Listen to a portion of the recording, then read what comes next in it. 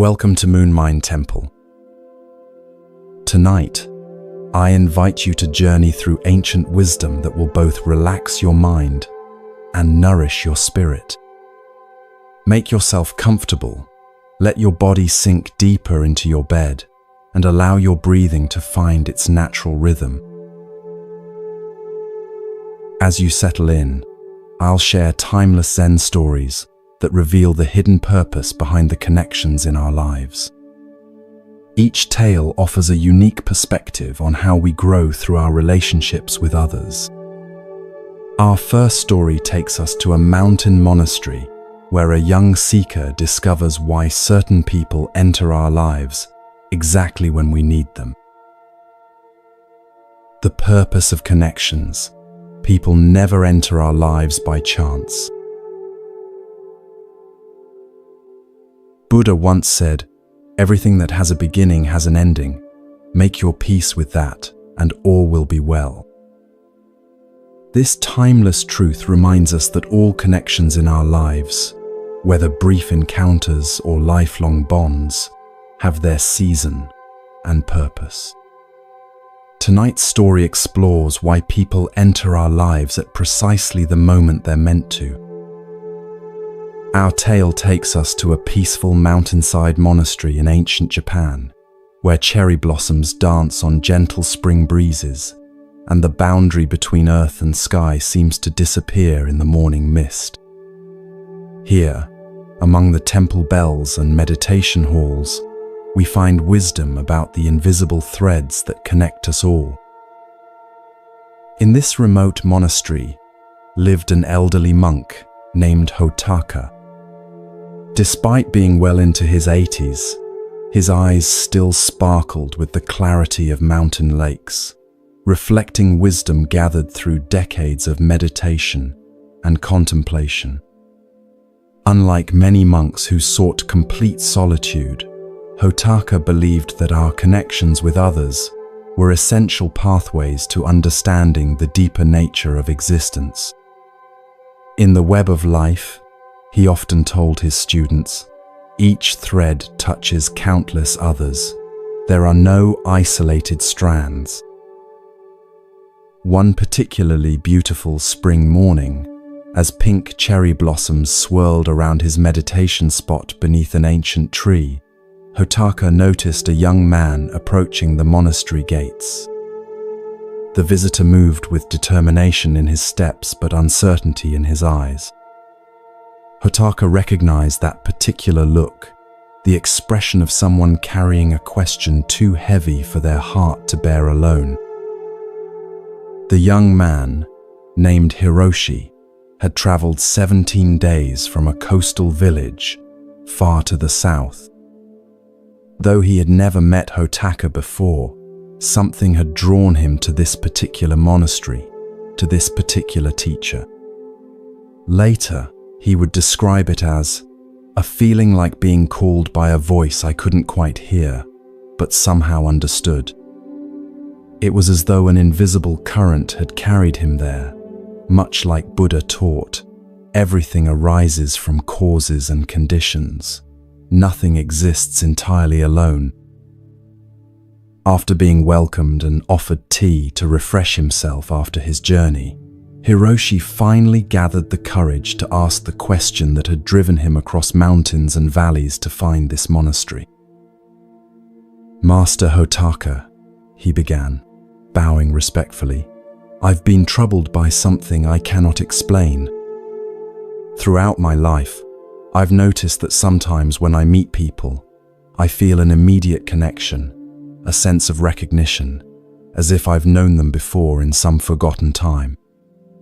With others, I feel an immediate unease, a shadow crossing my spirit without clear reason." Hiroshi paused, searching for the right words. Do people come into our lives merely by chance? Or is there some invisible pattern I cannot see? Hotaka studied the young man's earnest face, noting how the dappled light filtering through the cherry blossoms created patterns of light and shadow across his features. For several moments, He remained silent, allowing Hiroshi's question to resonate in the space between them, like the lingering sound of a temple bell. "People never enter our lives by accident," Hotaka finally replied, his voice carrying the texture of weathered stone, gentle yet unyielding in its certainty. "This truth lies deeper than the deepest ocean and reaches higher than the tallest mountain. Each encounter is a thread in an invisible tapestry that began to be woven long before you drew your first breath." The Buddha taught us that, in this world, we are all connected.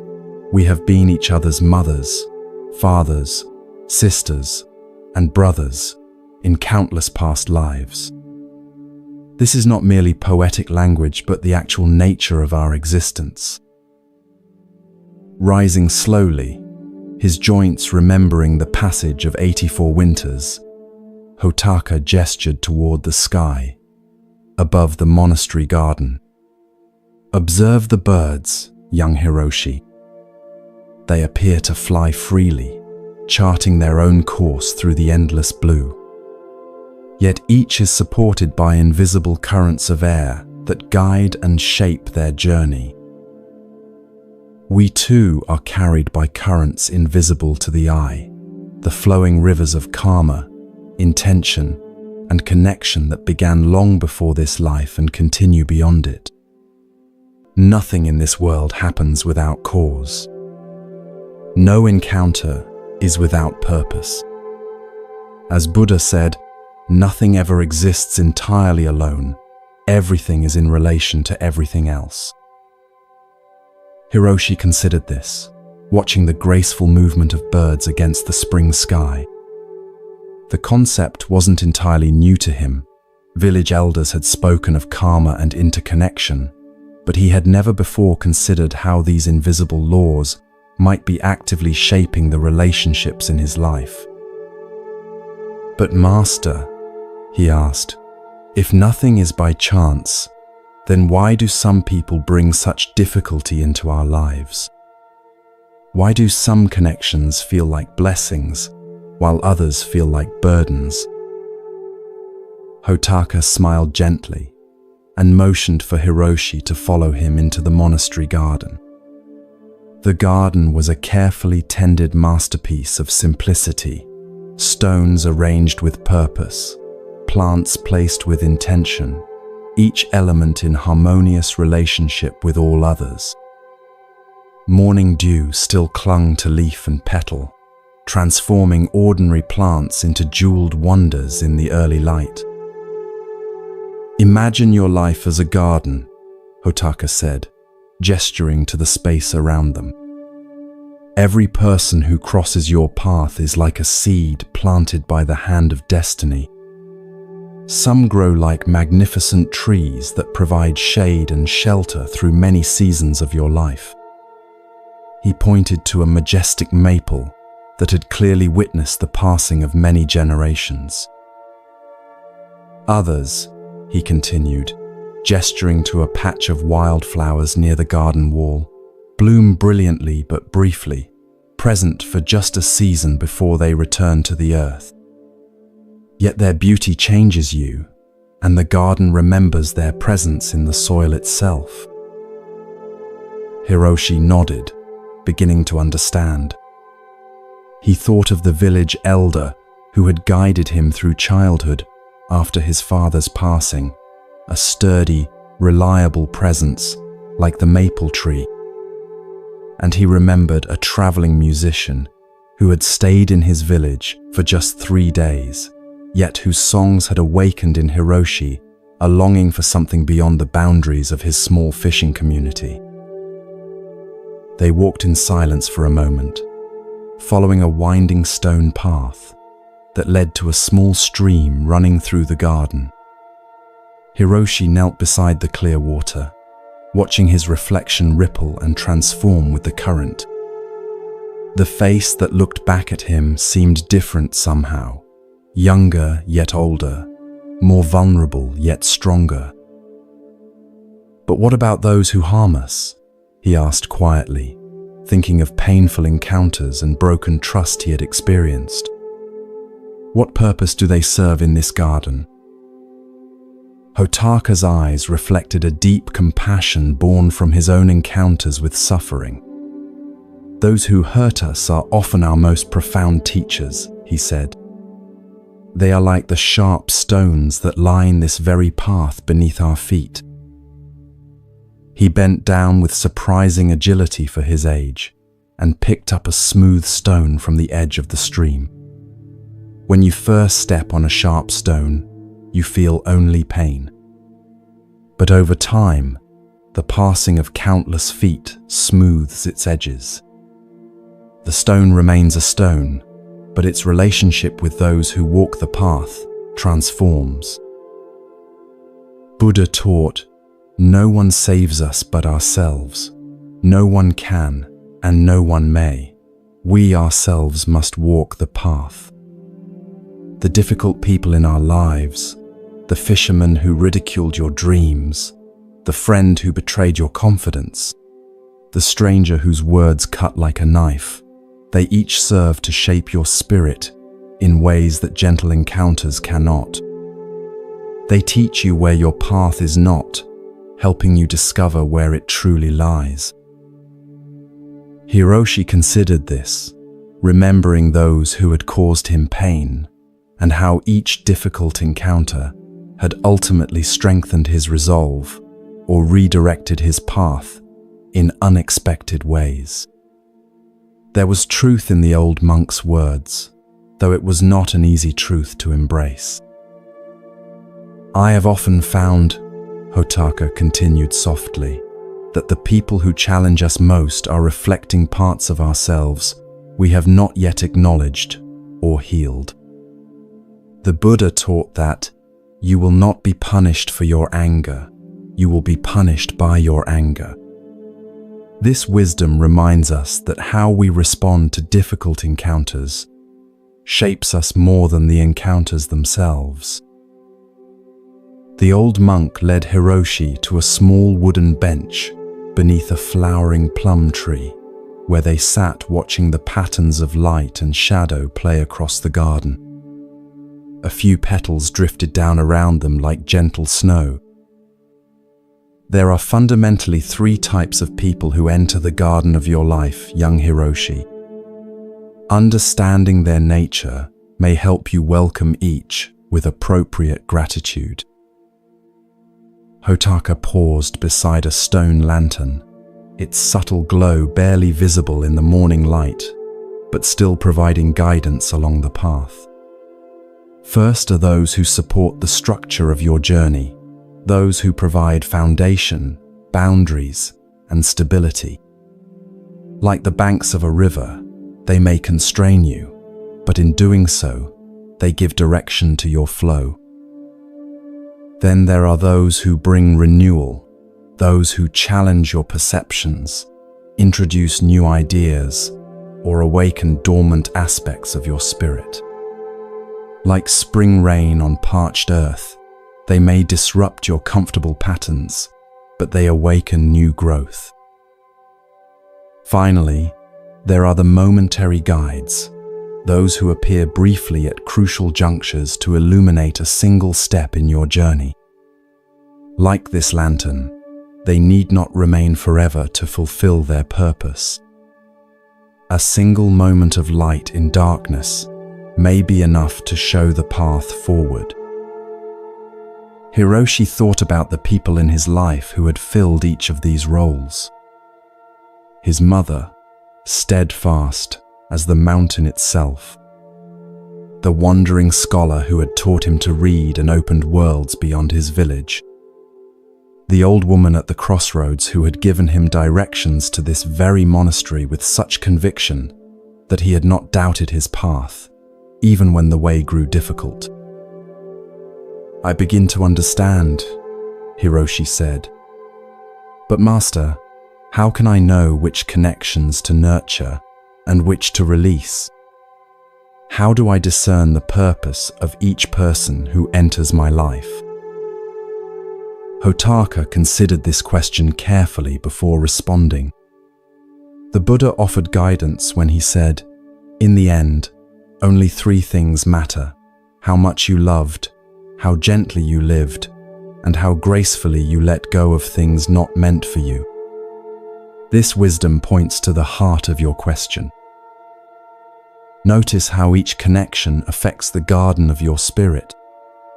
Does this person's presence help beneficial qualities take root and grow? Or do they trample what is tender and beautiful within you? Your own inner wisdom will speak if you learn to listen. They sat in companionable silence for a time, watching the play of light and shadow across the garden as clouds passed overhead. Hiroshi felt something shifting within him, a new perspective forming, like mist clearing from a valley to reveal the landscape below. "There is one more thing," Hotaka said finally. "Just as others enter your garden with purpose, so too do you enter theirs. In some lives, you are the sturdy tree providing shelter. In others, you are the brief but brilliant bloom that awakens beauty. And in still others, you may be the challenging stone that ultimately smooths to become a step on someone else's path." The Buddha taught, thousands of candles can be lit from a single candle, and the life of the candle will not be shortened. Your presence in the lives of others can illuminate without diminishing your own light. Remember this, and move mindfully through the gardens you enter. As the day progressed, Hotaka shared more of the Buddha's wisdom about human connection. He spoke of how attachments can become suffering when we cling too tightly to relationships that have served their purpose. He explained the difference between love that liberates and desire that binds. And he taught Hiroshi practices to cultivate gratitude for each encounter, whether pleasant or challenging. When evening approached, casting long shadows across the monastery grounds, Hiroshi prepared to continue his journey. Though he had intended to stay only long enough to ask his question, he now felt reluctant to leave the peaceful presence of the old monk. "I have one final question, Master Hotaka," Hiroshi said, as they stood at the monastery gate. "How can I remember these teachings when I return to the busy world below, where it's so easy to believe that encounters are merely random and relationships are simply what we make of them?" Hotaka smiled and reached into his robe, removing a small pouch.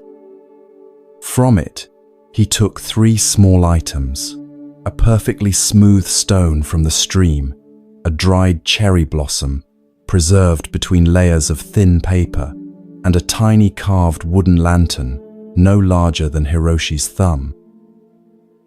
"Keep these with you," the monk said, placing them in Hiroshi's palm and gently closing his fingers around them.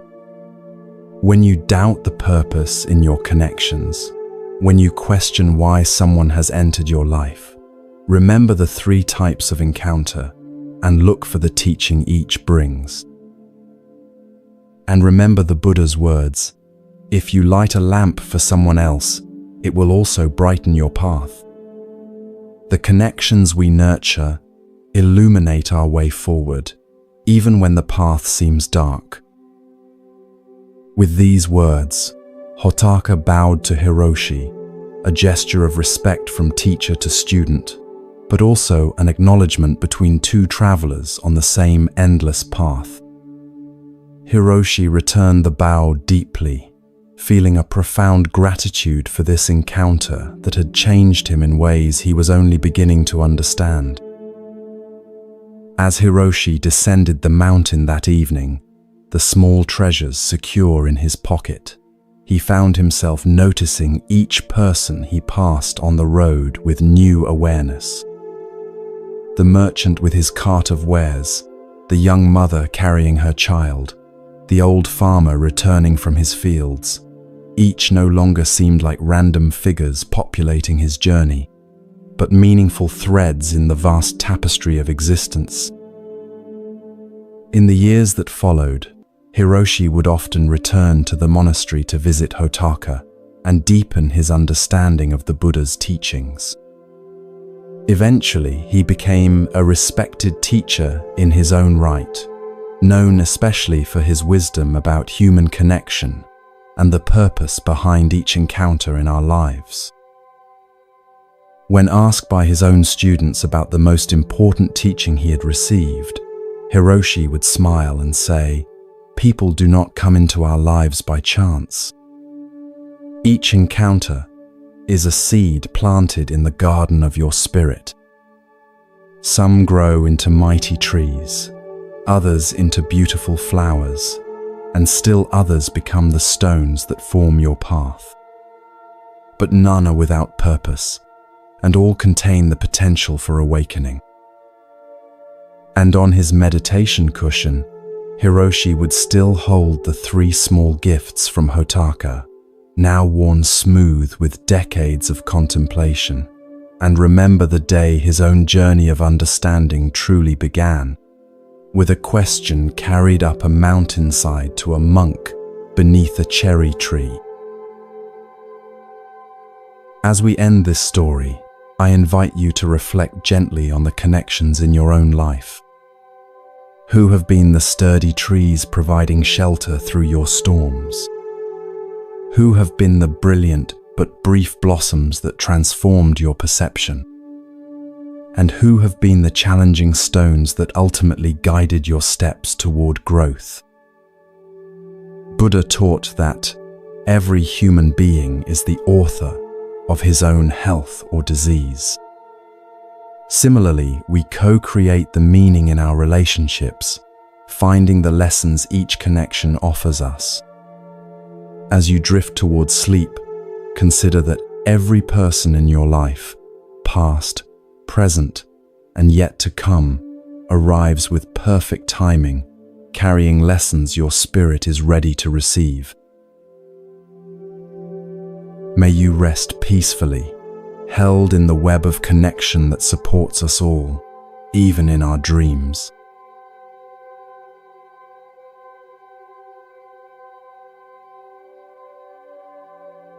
The wisdom of non-interference when helping hurts. As the gentle light of dawn filters through the branches of ancient cedar trees, we find ourselves approaching a serene valley monastery known for its teachings on mindful action.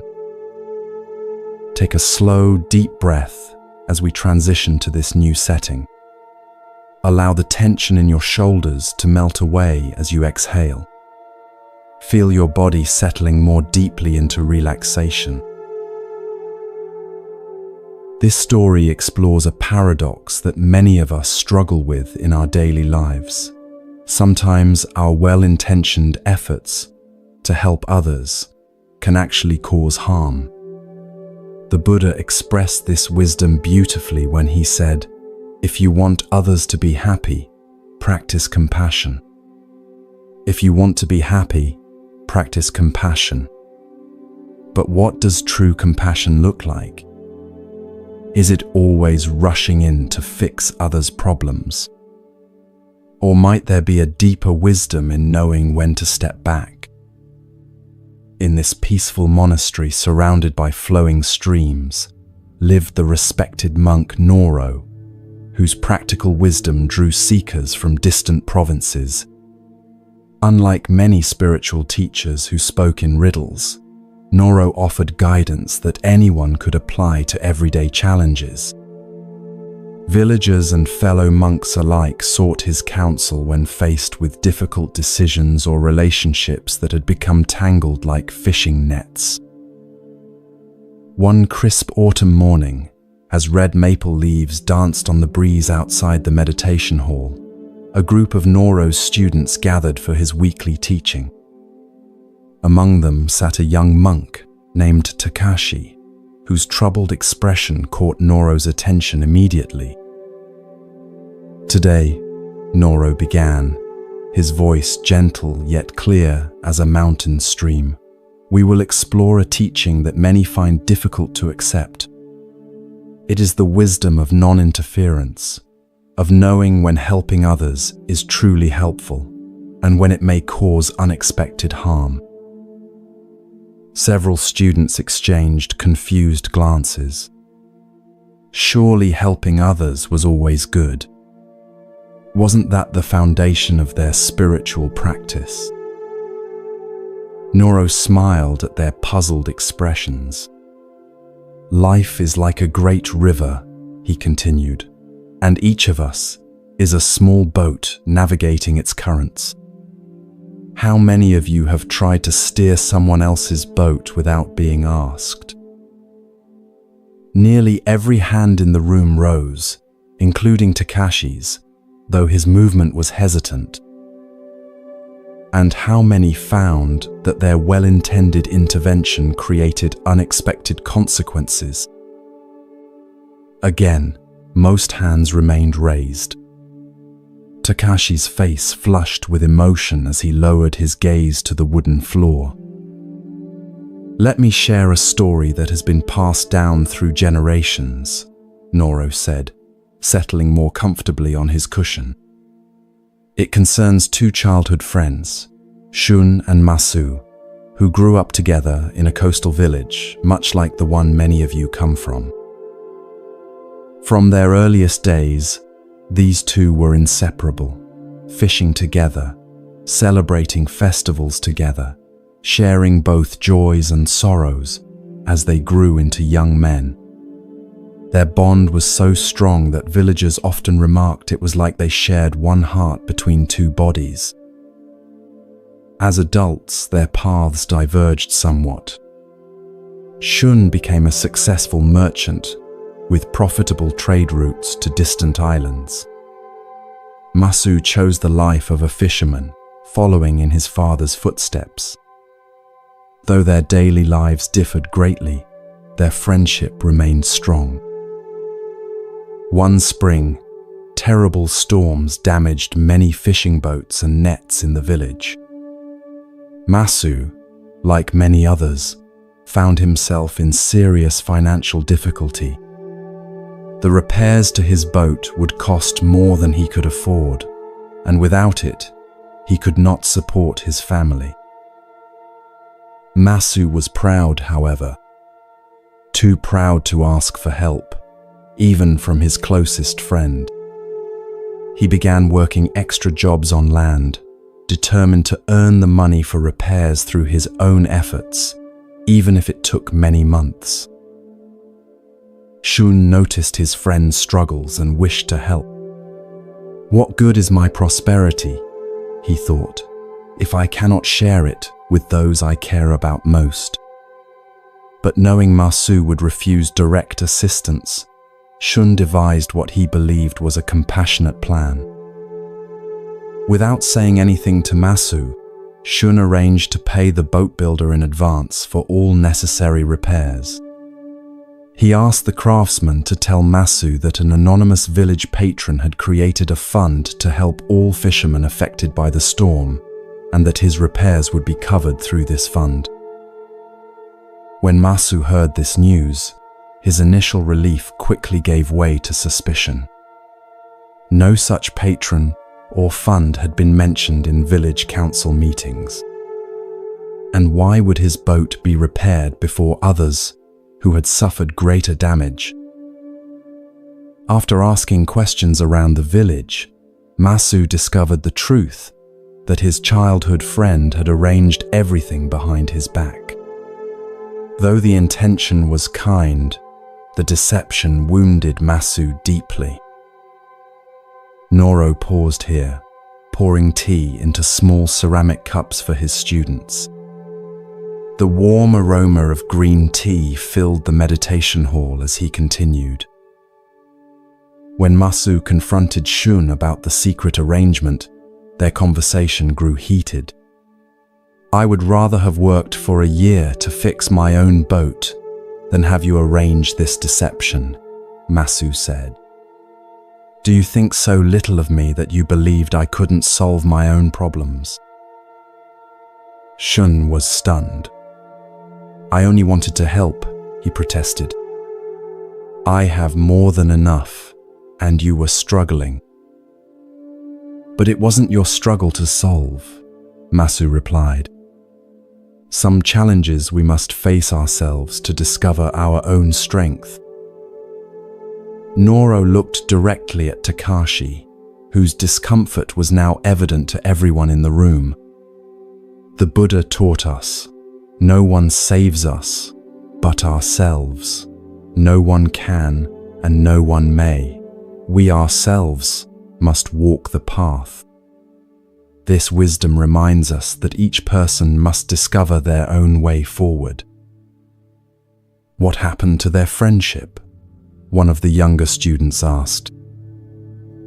It was damaged for many years, Noro replied. Though they eventually reconciled, something had shifted between them. The balanced exchange that had characterized their friendship was disrupted. Masu felt diminished by Shun's actions, even though they came from a place of genuine care. But surely it's better to have a repaired boat than to struggle, another student questioned. Is it? Noro asked gently. Consider what Masu lost in this exchange. He lost the opportunity to overcome a significant challenge through his own efforts. He lost the confidence that would have come from solving his own problem. And perhaps most importantly, he lost trust in the one relationship he had always counted on to be honest.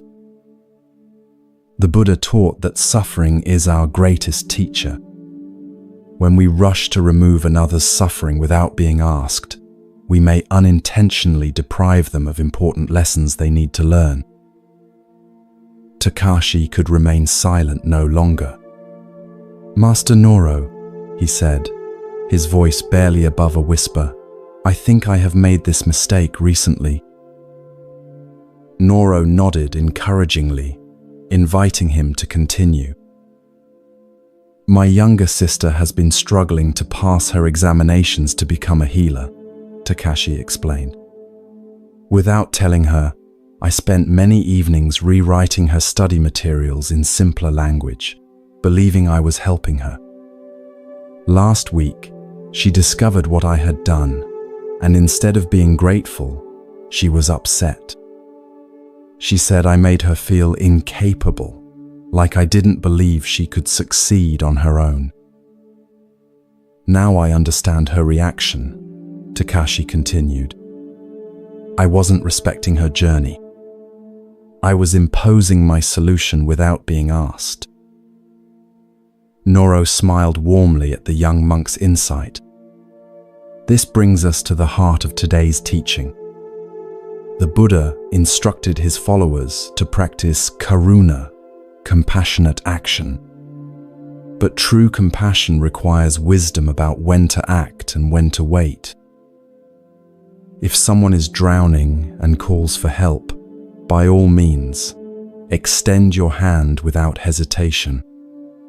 But if someone is learning to swim and struggling with difficult currents, watching with supportive presence while they find their own strength may be the greater kindness. A soft rain had begun to fall outside, its gentle patter on the temple roof creating a soothing rhythm. The students sat in contemplative silence, absorbing the teaching through this natural meditation. Each person must navigate their own karma, Noro continued after a while. When we interfere without being asked, we disrupt the natural flow of cause and effect that guides each life toward awakening. Even Buddha, with all his wisdom and compassion, offered teachings only to those who sought them. But Master, asked an older student from the back of the room, how do we know when to help and when to step back? The boundary seems unclear. An excellent question, Noro acknowledged. The Buddha offered guidance when he said, Before giving, the mind of the giver is happy. While giving, the mind of the giver is made peaceful. After giving, the mind of the giver is uplifted. This teaching points to both our intention and the results of our giving. Before offering help, ask yourself, am I doing this to genuinely support the other person's journey, or to make myself feel useful and important? Will my assistance honor their dignity and autonomy, or subtly diminish them? Have they indicated in some way that my help would be welcome? And perhaps most importantly, is this actually mine to solve? Many times what appears as helping is actually interfering with lessons that person needs to learn themselves. Noro reached for a nearby walking stick and drew a simple circle in the sand garden beside his cushion. Think of each life as having a boundary, like this circle. Inside the circle are the experiences, challenges, and growth that belong to that person alone. True compassion respects these boundaries. Sometimes the most compassionate action is simply to be present with someone in their difficulty, not trying to fix or change their experience, but offering the gift of your attentive care while they find their own way through. Another student raised her hand. Master, I understand the wisdom of not interfering, but doesn't this contradict our practice of generosity? Aren't we supposed to give freely to those in need? Ah, Noro smiled. Another excellent question. The Buddha spoke of dana, the practice of generous giving, as essential to the spiritual path. But true generosity comes without strings or expectations. It does not diminish the receiver or elevate the giver. Consider the difference between these approaches. One person says, I notice you're struggling. How can I support you? While another says, I see your problem. Let me fix it for you. The first honors the other's wisdom and agency. The second subtly suggests they are incapable. The rain had stopped now, and sunlight began to filter through the paper windows of the meditation hall. Noro rose slowly and walked to the doorway, inviting his students to follow him outside. In the monastery garden, droplets of rain still clung to leaves and flower petals, transforming the ordinary landscape into a world of tiny jewels. Noro pointed to a spiderweb stretched between two branches, each strand now visible due to the rain clinging to its delicate structure. Nature offers us perfect examples of non-interference, he said. See how the spider builds its web, but doesn't control which insects fly into it. The web exists as an offering. The results come in their own time. When we offer our help in this spirit, creating supportive conditions without attachment to outcomes, we practice the highest form of compassion. We honor each person's right to their own journey, with all its necessary struggles and discoveries. Takashi approached Noro as the other students began to disperse. Master, I will visit my sister tomorrow and apologize for interfering with her studies. I see now that my actions, though well-intended, came from not fully trusting her capability. A wise recognition, Noro said, placing a gentle hand on the young monk's shoulder. And perhaps instead of offering solutions, you might simply ask what kind of support would be most helpful to her right now. The answer may surprise you. As evening approached, casting long shadows across the monastery grounds, Noro gathered with a smaller group of senior students beneath a gnarled pine tree that had weathered countless storms over centuries. "There is a final teaching I wish to share about non-interference," he said as they settled around him. The Buddha said, "The root of suffering is attachment." This applies not only to our possessions and desires, but also to our ideas about how others should live or how situations should unfold. When we become attached to our vision of how to solve another's problem, we create suffering for both them and ourselves. We must learn to offer our wisdom lightly, like an open palm holding water, available to drink but not forced upon anyone. An old farmer who occasionally visited the monastery for teachings spoke up. "Master Noro, I have been thinking about my son as you speak. For years, I have tried to make him follow in my footsteps and take over our family farm. But his heart lies elsewhere. He dreams of becoming a carpenter. I see now that I have been trying to steer his boat without being asked." Noro nodded thoughtfully. The Buddha taught, let go of the past, let go of the future, let go of the present, and cross over to the farther shore of existence. Sometimes the greatest act of love is releasing our grip on how we believe others should live. "But," the farmer continued, "if I don't guide him, how will he know the right path?" "Perhaps the right path for him is not the same as it was for you," Noro suggested gently. Buddha reminded us that each morning we are born again. What we do today matters most. Your son must discover his own way of contributing to the world, his own form of right livelihood. The farmer fell silent, contemplating this new perspective.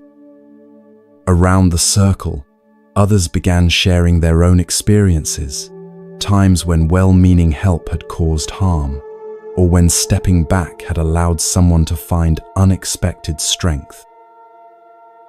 As the stars began to emerge in the evening sky, a young woman who lived in the village below the monastery spoke of her elderly mother. She has become forgetful and sometimes struggles with daily tasks. I have been taking over more and more of her responsibilities, thinking I was helping. But recently, I've noticed she seems sadder, less engaged with life. Perhaps, Noro suggested, there are ways to support her that preserve her dignity and sense of purpose. Instead of doing things for her, could you find ways to do things with her? Or modify tasks so she can still participate in meaningful ways? The woman's eyes widened with recognition. Yes, I see now. I've been helping in a way that makes her feel useless, when I could be helping in a way that honors what she can still contribute. The Buddha taught that health is the greatest gift, contentment is the greatest wealth. True help maintains both the physical well-being and the inner wealth of contentment that comes from feeling capable and valued. As the gathering concluded, Noro shared one final story that had been passed down through generations of Buddhist teachers. Long ago, a man noticed a butterfly struggling to emerge from its chrysalis. The butterfly was working very hard, and the man felt compassion for its struggle. Wanting to help, he gently used a small knife to widen the opening of the chrysalis, making it easier for the butterfly to emerge. The butterfly came out quickly with a swollen body and small, shriveled wings. The man expected that at any moment, the wings would expand to support the butterfly's body. But that never happened. What the man didn't understand was that the butterfly needed the struggle of pushing through the tight chrysalis to force fluid from its body into its wings. Without that struggle, the butterfly could never fly. His help left the butterfly grounded for life. This is perhaps the clearest illustration of our teaching today, Noro concluded. Sometimes the very struggle we wish to remove for another person is precisely what they need to develop their strength. Our compassionate restraint, allowing others to face their necessary challenges, can be the greatest gift we offer. As darkness fell completely over the monastery, the gathering dispersed with much to contemplate. The simple teaching had revealed itself to be profoundly relevant to countless situations in their daily lives. Takashi remained behind, helping Noro extinguish the lanterns around the meditation hall. "Master," he said quietly, "I've been thinking about my sister again. If I hadn't interfered with her studies, she might have developed her own methods for understanding the difficult material, methods that would have served her better than mine." "Yes," Noro agreed.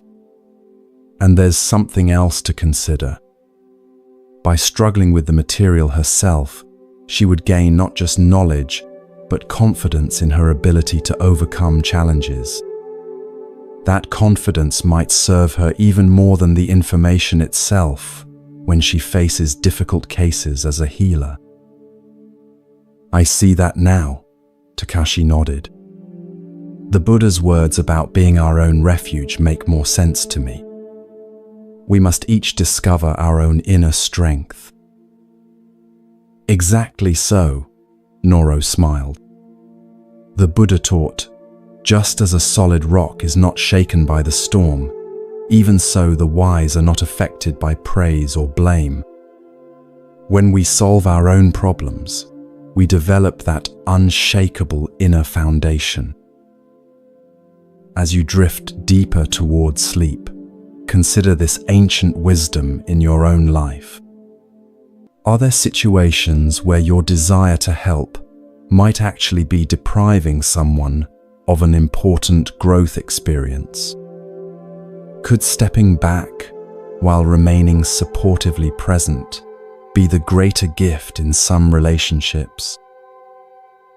The Buddha's teaching that all beings are the owners of their karma reminds us that each person must be allowed to navigate their own journey with all its necessary lessons. True compassion honors this reality rather than trying to circumvent it. May you rest peacefully tonight, holding this wisdom of knowing when to act and when to simply be present. May your relationships be characterized by respect for each person's unique path. And may you find the perfect balance between offering support and honoring others' need to grow through their own efforts.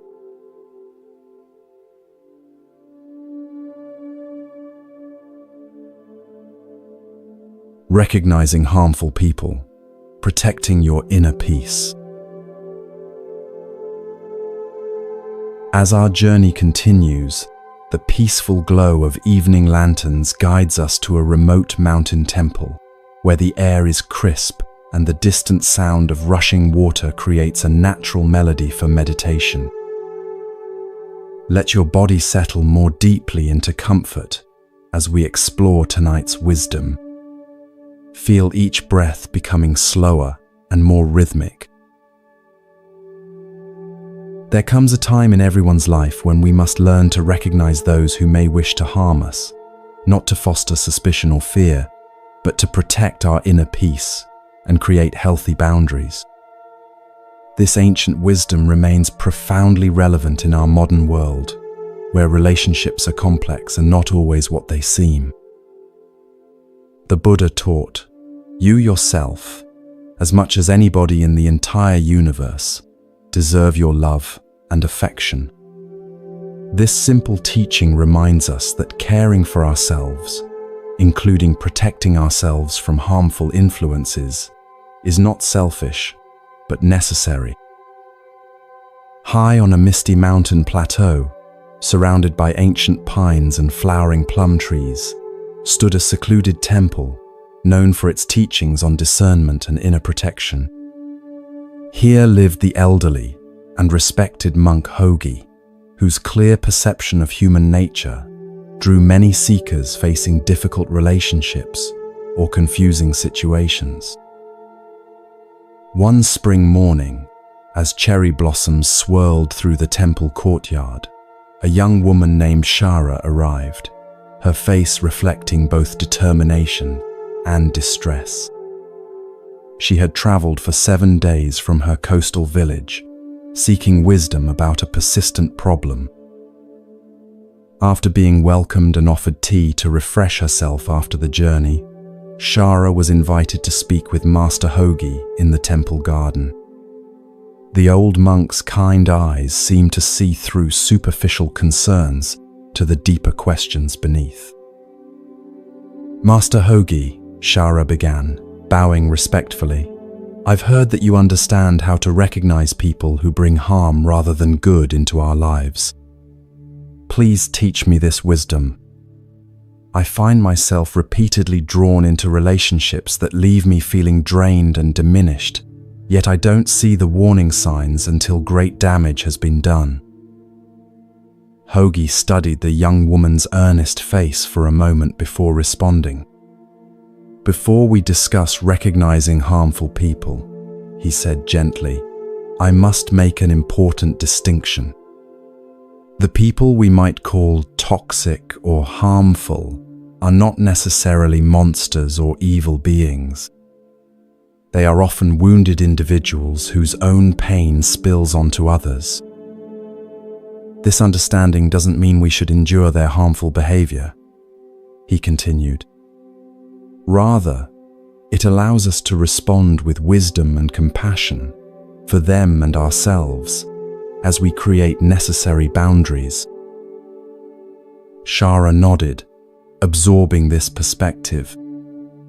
It aligned with her own intuition that many who had caused her pain weren't intentionally cruel, but rather acting from their own unhealed wounds. "Before determining someone is truly harmful to your well-being," Hogi advised, "ask yourself, why does this person behave this way? Is there something in their past or present circumstances that might explain, though not excuse, their actions? And most importantly, is there anything I might do to prevent their behavior from continuing to affect me negatively?" Only after honest reflection on these questions should you consider whether maintaining distance is the wisest choice for preserving your peace. The master invited Shara to walk with him through the temple gardens, where early spring flowers were beginning to bloom alongside carefully tended paths. The natural beauty created a perfect setting for absorbing difficult truths with a peaceful heart. "Now," Hogi said, "let me share the signs that can help you recognize when someone might be harmful to your well-being. The Buddha taught us to be lamps unto ourselves, learning to trust our own discernment rather than blindly following others. These signs will help illuminate what you likely already sense, but perhaps have been taught to ignore.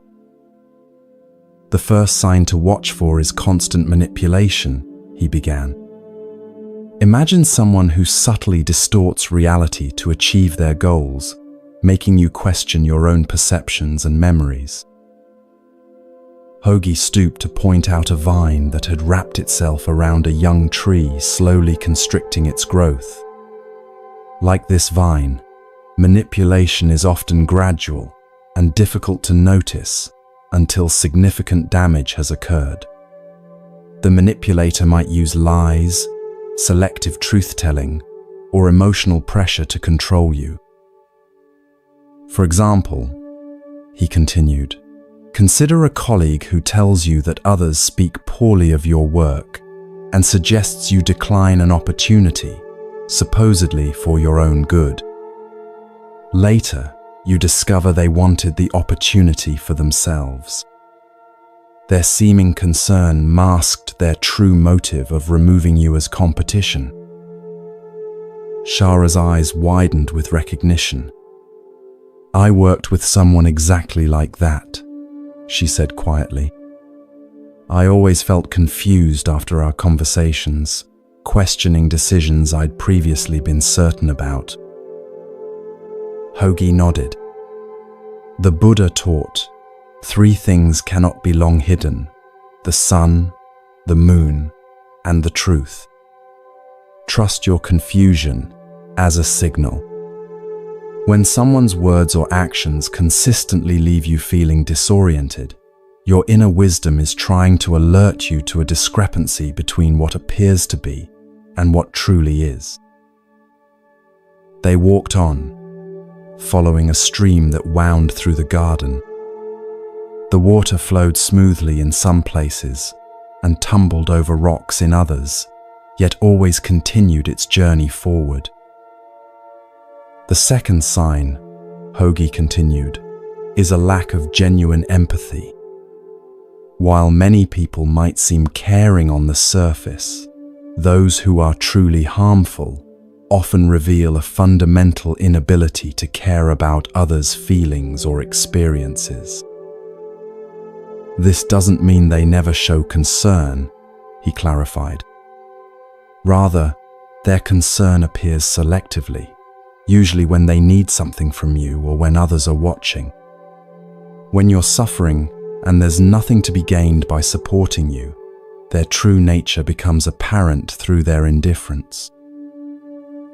Shara thought of a friend who had seemed deeply interested in her life during social gatherings but was consistently unavailable when she faced genuine difficulties. The pattern had been there all along, but she had made excuses for it rather than accepting what it revealed. The Buddha said, "There is no fear for one whose mind is not filled with desires."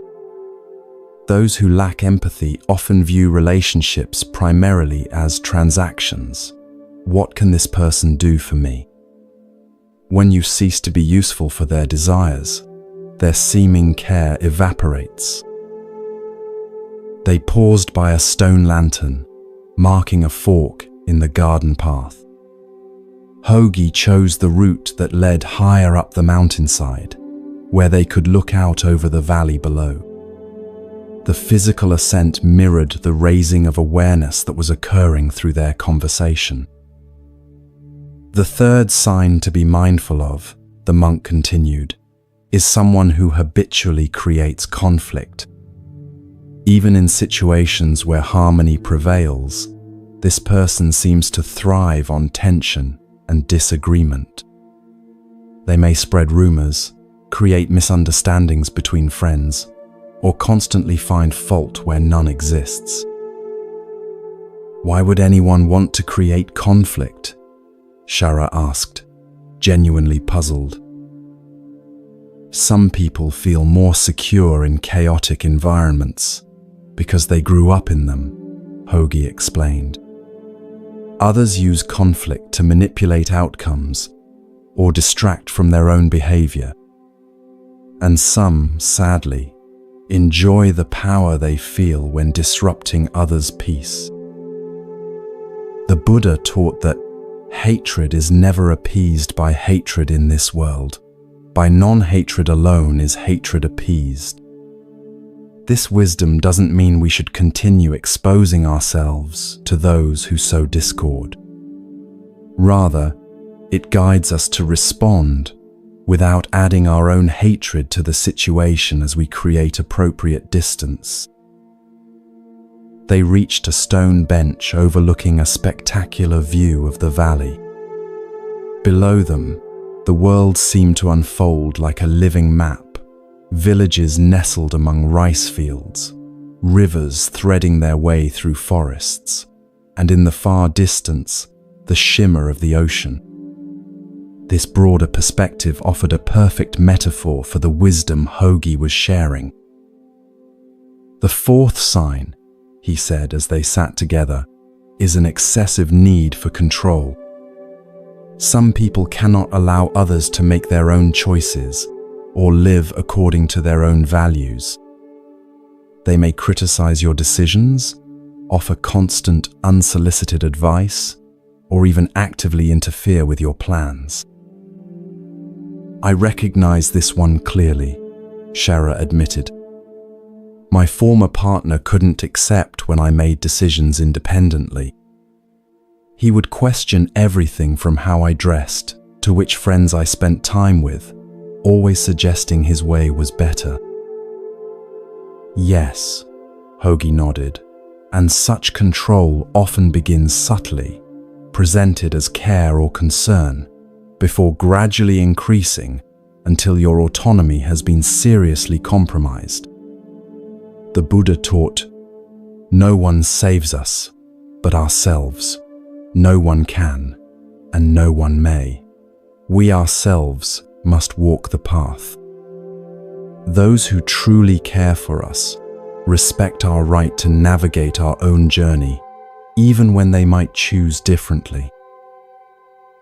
A gentle breeze carried the scent of pine and distant flowers as they sat in comfortable silence for a few moments. Shara was processing how these insights applied to relationships in her life, both past and present. The clarity was both painful and liberating. The fifth sign, Hoagie continued, is chronic dishonesty. While everyone occasionally fails to be entirely truthful, harmful people often maintain elaborate webs of deceit. They may lie even when the truth would serve them better, simply because deception has become their default way of relating to others. How can we determine if someone is chronically dishonest? Shara asked. Lies can be difficult to detect, especially from someone skilled at deception. Trust your instincts, Hoagie advised. When stories don't quite align or explanations seem unnecessarily complex, your intuition often recognizes the discrepancy before your conscious mind can articulate it. The Buddha encouraged his followers to question everything, even his own teachings, and to verify truth through their own experience rather than accepting claims on authority alone.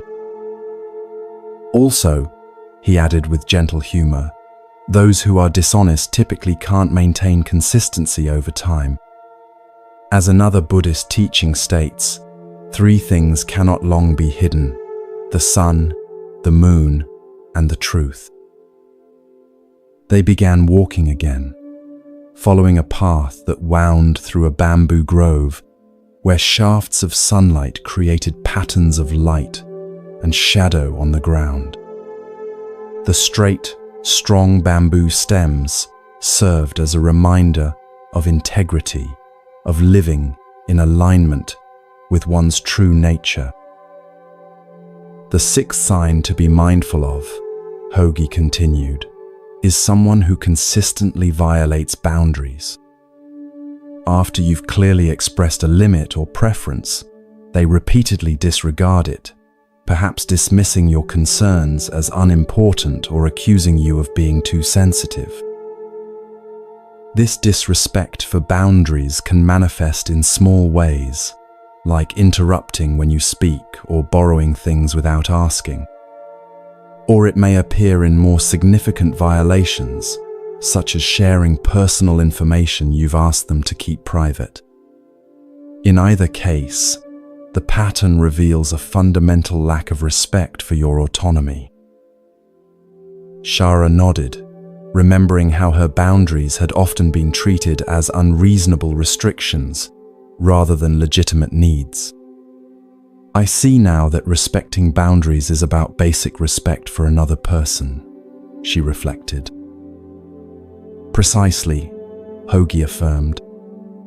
The Buddha taught the principle of ahimsa, non-harm, as a foundation for all relationships. Honoring another's boundaries is a fundamental expression of this principle. As they emerged from the bamboo grove, they entered a garden of medicinal plants, each carefully tended for its healing properties. Master Hogi paused to touch a particular herb, rubbing its leaves to release a pungent aroma. "The seventh sign," he said, "is perhaps the most revealing.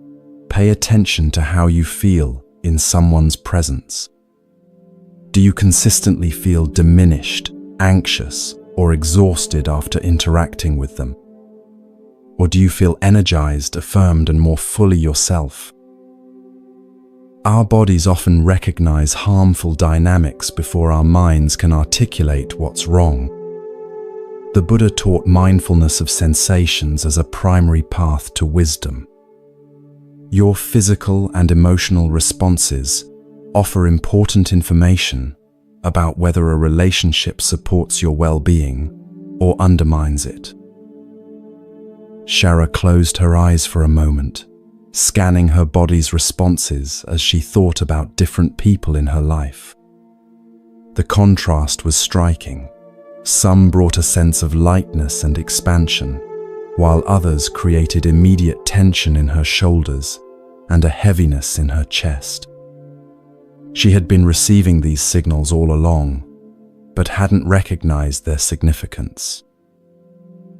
"The final sign I'll share with you today," Hogi said, as they completed their circuit of the garden and returned to the temple entrance, "is an absence of reciprocity. Healthy relationships involve a natural flow of giving and receiving over time. While perfect balance isn't necessary or even possible, there should be a general sense of mutual care and contribution. Those who consistently take without giving, whether material resources, emotional support, or simple consideration, reveal a fundamental self-centeredness that makes genuine connection impossible. The Buddha taught that generosity creates merit and happiness for both giver and receiver. When someone shows no interest in experiencing the joy of giving, only of receiving, they miss half the blessing of relationship. They settled on cushions in a small meditation pavilion, where the late afternoon sun created a golden glow. Shara's face showed both recognition and concern as she integrated these teachings. "Master Hogi," she asked, "now that I can better recognize harmful people, what should I do when I encounter them? Sometimes complete separation isn't possible, like with family members or colleagues." The old monk nodded, acknowledging the practical reality of her question. The Buddha offered guidance here too, teaching the middle way between harmful extremes. Neither complete entanglement nor absolute rejection is usually necessary. Instead, we can practice what I call compassionate distance. First, he explained, establish clear internal boundaries about what behaviors you will and won't accept. Then communicate these calmly and directly when needed, without accusation or blame. For example, "I'm not comfortable discussing this topic," rather than, "You always try to make me talk about things that upset me." Second, limit exposure to what you can manage without compromising your well-being. This might mean shorter visits, specific settings for interaction, or having supportive people present. Third, practice emotional detachment, not in the sense of becoming cold or uncaring, but in recognizing that others' harmful behavior reflects their condition, not your worth. As the Buddha taught, you will not be punished for your anger, you will be punished by your anger. The same applies to all difficult emotions that arise in challenging relationships. And finally, Hogi concluded, cultivate compassion, both for yourself and for those who cause harm.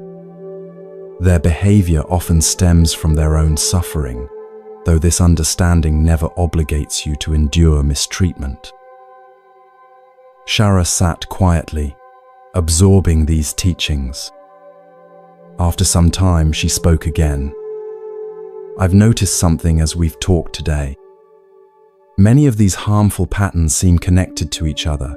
Manipulation often involves dishonesty, control frequently violations, boundaries, and so on." "Excellent observation," Hogi smiled. "Yes, these traits often cluster together, reinforcing each other. Recognizing one can help you become alert to the possible presence of others." "There's something else I'm wondering," Shara continued. "How do I ensure I'm not exhibiting these harmful behaviors myself?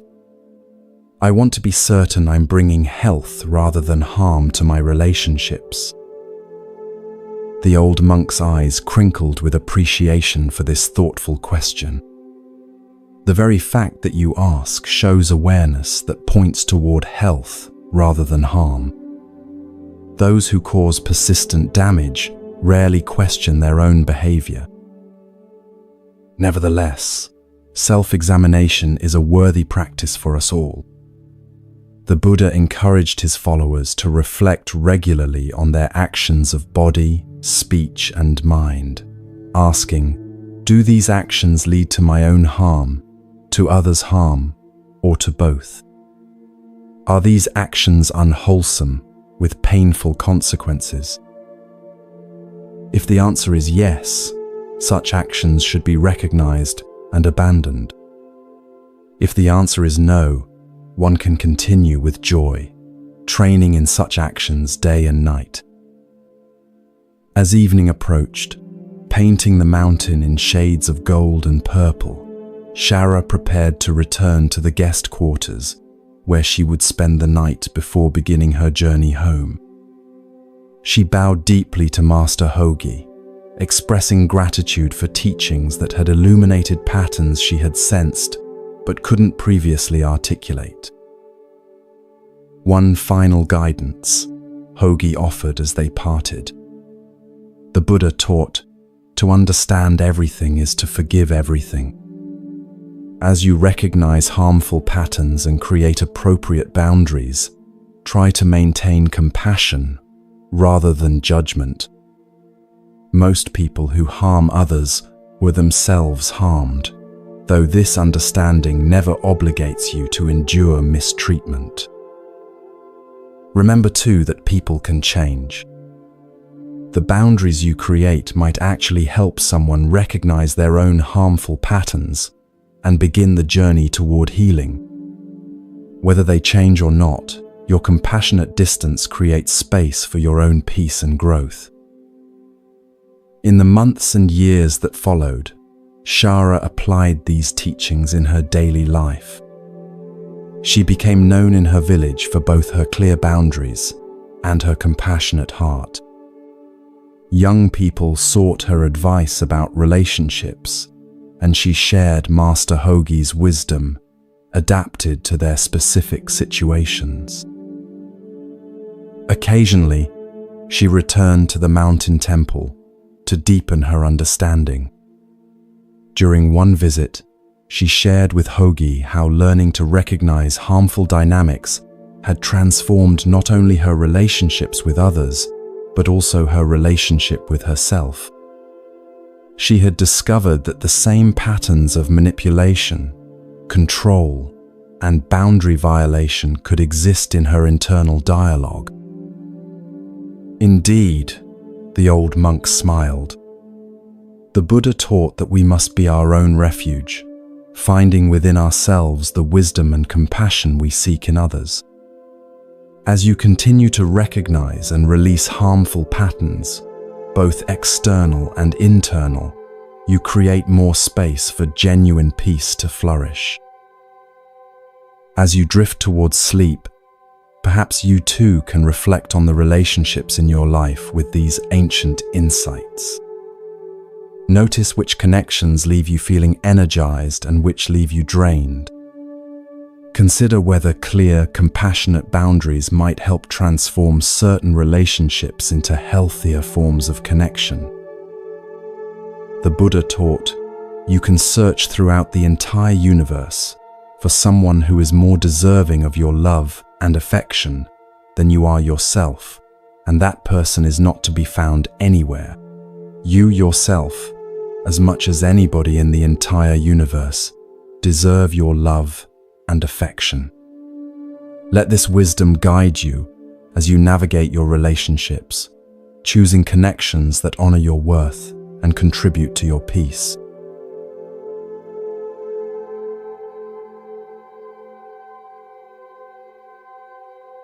The richness of true connection, finding peace with few friends. As the night deepens around us, we journey to a different kind of sanctuary, a small mountain hermitage perched on a cliff overlooking a vast, moonlit valley. Allow yourself to settle even more deeply into comfort as we explore tonight's wisdom. With each breath, feel your body becoming heavier, your mind growing quieter. In a world that often measures success by the quantity of our connections, followers, friends, professional networks, there is profound Buddhist wisdom about finding deeper fulfillment through fewer, more meaningful relationships. Tonight's story explores why having just a few true friends might be not just sufficient, but actually preferable for genuine happiness and inner peace. The Buddha taught, a true friend is one who stands by you in your hour of need. This simple teaching points to quality over quantity, to the transformative power of even a single authentic connection in our lives. High on a remote mountainside, accessible only by a narrow path that wound through cedar forests and rocky outcroppings, lived the monk Kobo. Unlike many spiritual teachers who gathered large followings, Kobo preferred solitude and simplicity, meeting with just a few dedicated students and occasionally receiving travelers seeking specific guidance. His small hermitage consisted of a meditation hall, a modest kitchen, and a few sleeping quarters for visitors. Though simple in its design, the space radiated a profound sense of peace that visitors often remarked upon. Something about the atmosphere invited deep reflection and honest conversation. One autumn day, as crimson and gold leaves danced on mountain breezes, a young woman named Alina arrived at the hermitage. She had traveled from a bustling coastal city, seeking wisdom about a problem that troubled her deeply. After being welcomed with tea and a simple meal, Alina was invited to speak with Kobo in the hermitage garden. Unlike the carefully manicured gardens of larger temples, this space had a wild beauty, native plants growing in natural patterns, stone pathways that followed the contours of the land, and stunning views of the valley below. Master Kobo, Alina began, her voice betraying her uncertainty. I've come because something feels wrong with my life, but I cannot pinpoint what it is. I have a good position as a merchant's assistant, enough money for my needs, and reasonable health. Yet I feel a persistent loneliness that nothing seems to ease. Tell me more about this loneliness, Kobo invited, his weathered face kind but unreadable. Well, Alina continued, when I look around, everyone else seems to have many friends. Their days are filled with social gatherings, their festivals spent with large groups. I have only 2 close friends, and sometimes weeks pass when I see no one outside my workplace. Is there something wrong with me that I cannot attract and maintain more friendships? Kobo considered her words carefully before responding. His teaching style was never rushed. He believed wisdom emerged in the spaces between words as much as in the words themselves. Alina, he finally said, friendship is indeed a precious gift. But your happiness shouldn't be measured by how many friends you have. I would like to share with you why having few friends, or even none at all, is not something to worry about, and may actually be an advantage. He gestured for her to follow him to a stone bench overlooking the valley. As they sat down, the vast panorama before them, mountains, forests, the distant shimmer of a river, created a perfect backdrop for contemplating life's broader perspective. First, Kobo began, consider that relationships and human bonds should be measured in terms of quality rather than quantity. The Buddha taught, if you find a wise critic to point out your faults, follow him as you would a guide to hidden treasure. This suggests that a single friend who helps us see ourselves clearly is worth more than many who simply echo what we want to hear. Kobo reached for a small teapot that had been warming near a stone lantern. He poured a single cup and offered it to Alina. Notice this teacup, he said. It doesn't try to hold all the tea in the world, just enough for this moment, this connection. Would you rather have 100 shallow pools that dry up in summer heat, or one deep well that provides cool water, even in drought? Alina looked thoughtfully at the cup in her hands, considering the metaphor. I have always assumed more was better, she admitted. But you're suggesting that depth might be more valuable than breadth when it comes to relationships. Exactly, Kobo nodded. Having fewer friends guarantees a certain degree of freedom and authenticity. You can be yourself without restriction or external influence. Many people exhaust themselves trying to maintain a social image across numerous relationships, always appearing happy, successful, and agreeable, even when they don't feel that way.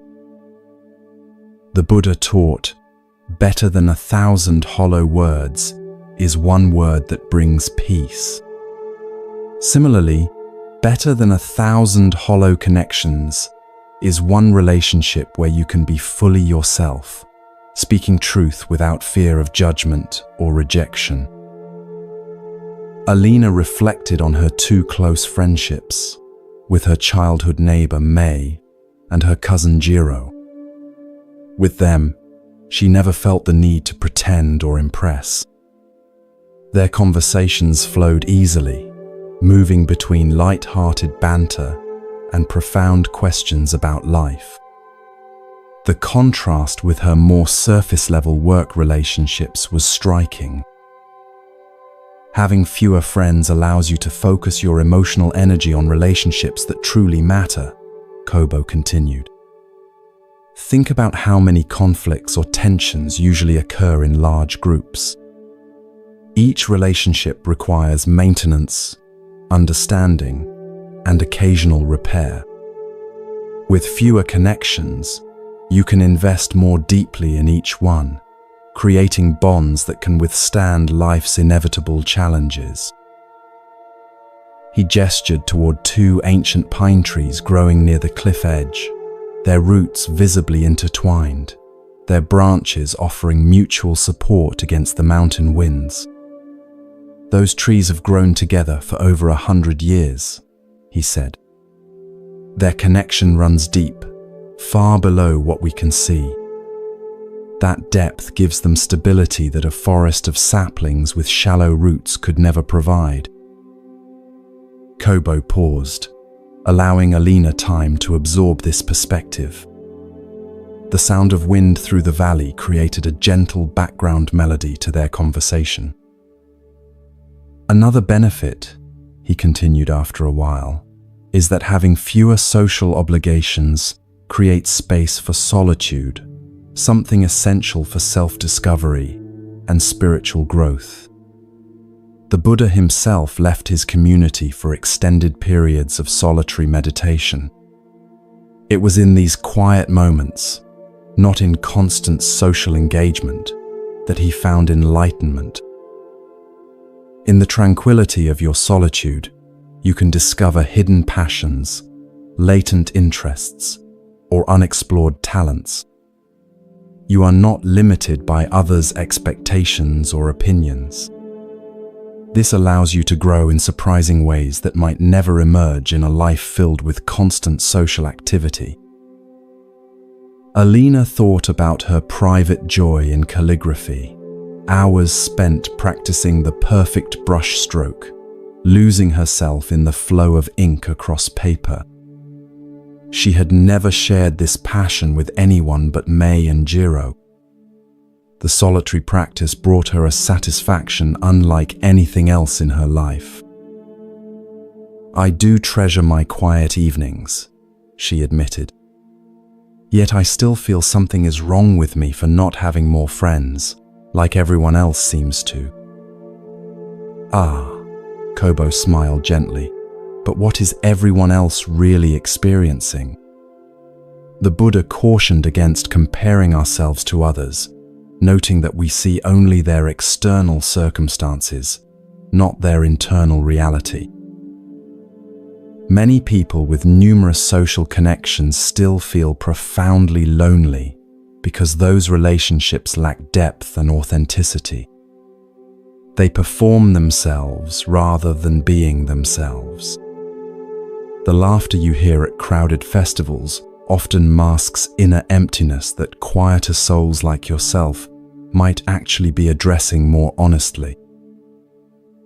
The sun was beginning to set now, painting the valley in shades of amber and purple. A cool breeze carried the scent of pine and distant wood smoke.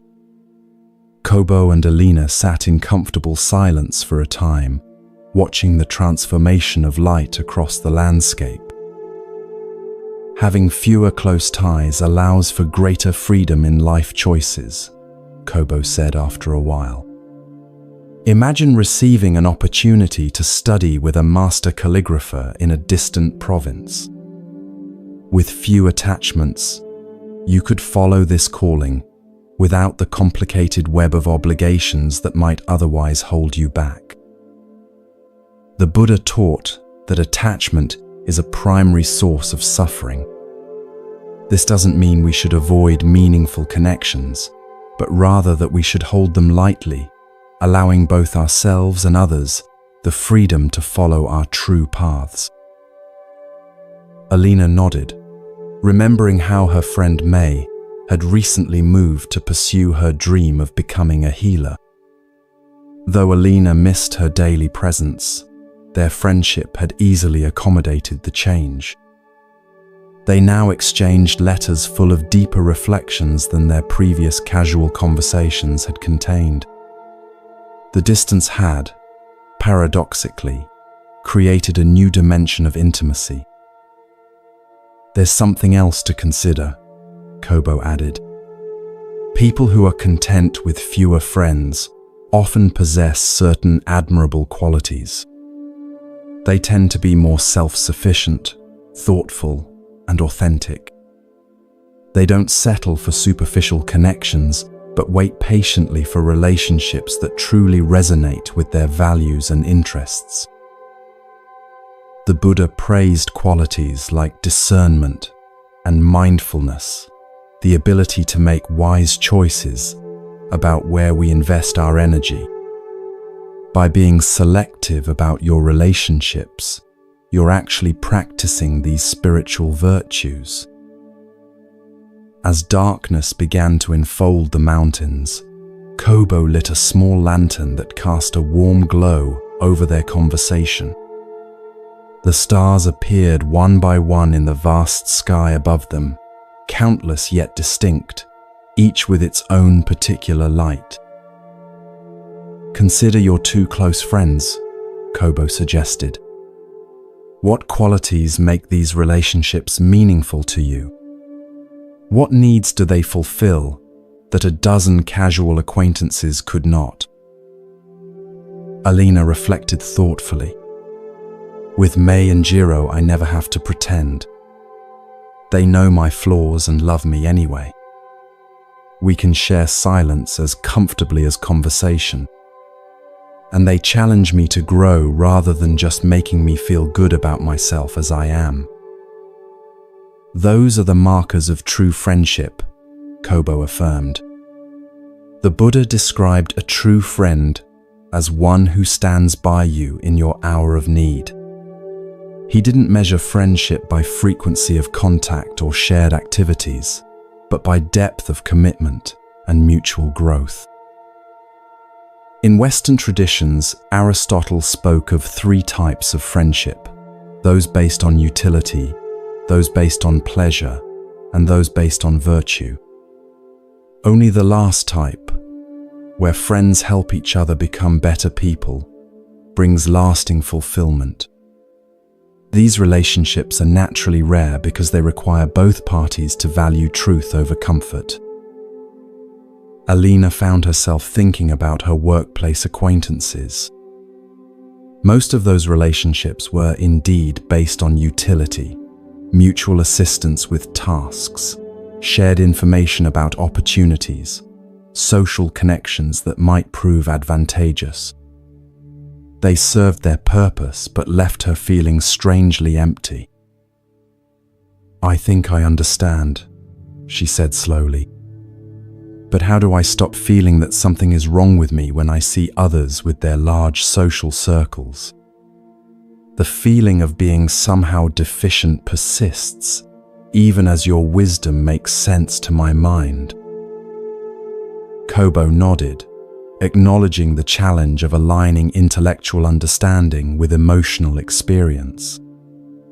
The Buddha taught a practice called mudita, sympathetic joy in others' happiness. When you see someone enjoying their large social circle, can you feel happiness for their path while simultaneously honoring that yours may be different? Also consider that what you're seeing may be quite different from reality. Many people maintain extensive social networks out of fear of being alone rather than genuine connection. They may appear happy in groups while privately feeling unknown and unseen. The Buddha warned against making assumptions based on appearances. He said, "Do not believe in anything simply because you have heard it, or because it is spoken and rumored by many. This applies to social norms as much as to philosophical ideas. The assumption that more friends equals greater happiness is exactly the kind of unexamined belief he cautioned against." A night bird called from the darkness beyond the lantern's glow, its voice plaintive yet beautiful. The sound reminded Alina of her own feelings, a mixture of melancholy and something more nuanced that might actually be a form of contentment she hadn't recognized. "I have known people," Kobo said quietly, "who claim to have no friends, only to discover that in their life there was actually one person, just one, who counted as a true friend by the Buddha's definition. And this single, authentic connection provided more sustenance for their spirit than dozens of superficial relationships could have offered." People who tend to have few deep friendships often possess an extraordinary inner world. They are the poets, philosophers, and innovators who shape culture through their depth of thought and feeling. This inner richness is not a flaw, but a rare gift, one the Buddha himself exemplified in his teachings. As the night grew cooler, they moved inside to the meditation hall, where a small fire provided warmth. Several other residents and visitors were engaged in evening meditation or quiet conversation. The atmosphere was one of peaceful coexistence, without pressure for interaction, each person free to engage or remain in contemplative silence according to their needs. "Notice this community," Kobo said softly. "We are few in number but deep in connection. Some here speak daily, others may go weeks with only a nod of acknowledgement. Yet all feel held within something larger than individual friendship. This, too, is a valid form of human connection, being alone together, each respected in their uniqueness."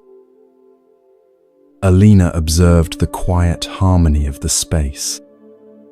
It reminded her of evenings in her own small home, the freedom to follow her interests without explanation or interruption, yet with the comfort of knowing May or Jiro might visit if she desired company. Perhaps what she had interpreted as loneliness was actually a spaciousness that allowed her spirit room to breathe. The Buddha said, "Peace comes from within. Do not seek it without," Kobo reminded her. This teaching applies to your question about friendship. The sense of connection you seek cannot be found merely by accumulating more relationships. It emerges from your capacity to be fully present in the connections you already have, including your relationship with yourself. Try this practice, he suggested. Each day, bring full awareness to your interactions with others, whether your dear friends or casual acquaintances. Notice when you feel truly seen and when you feel you're performing a social role. This mindfulness will help you distinguish between connections that nourish your spirit and those that deplete it. Alina stayed at the Hermitage for 3 days, participating in its simple rhythms of meditation, work, and community meals. She observed how the residents moved between solitude and connection with natural ease, neither clinging to company nor avoiding it. Their interactions had a quality of presence she rarely experienced in the city. On her final evening, she joined Kobo for tea in the garden once more. The moon was full now, illuminating the valley with silver light that transformed the familiar daytime landscape into something magical and mysterious. "I've been thinking about what you said about quality over quantity," Alina reflected. "I realize I've been measuring myself against a standard that doesn't actually align with what brings me joy. My contentment with solitude and few deep connections isn't a flaw to fix, but perhaps a wisdom to honor." Kobo smiled, pleased with her insight. The Buddha taught that true happiness comes not from getting what we want, but from wanting what we already have. Your 2 authentic friendships, combined with your rich inner life, provide exactly the nourishment your particular spirit needs.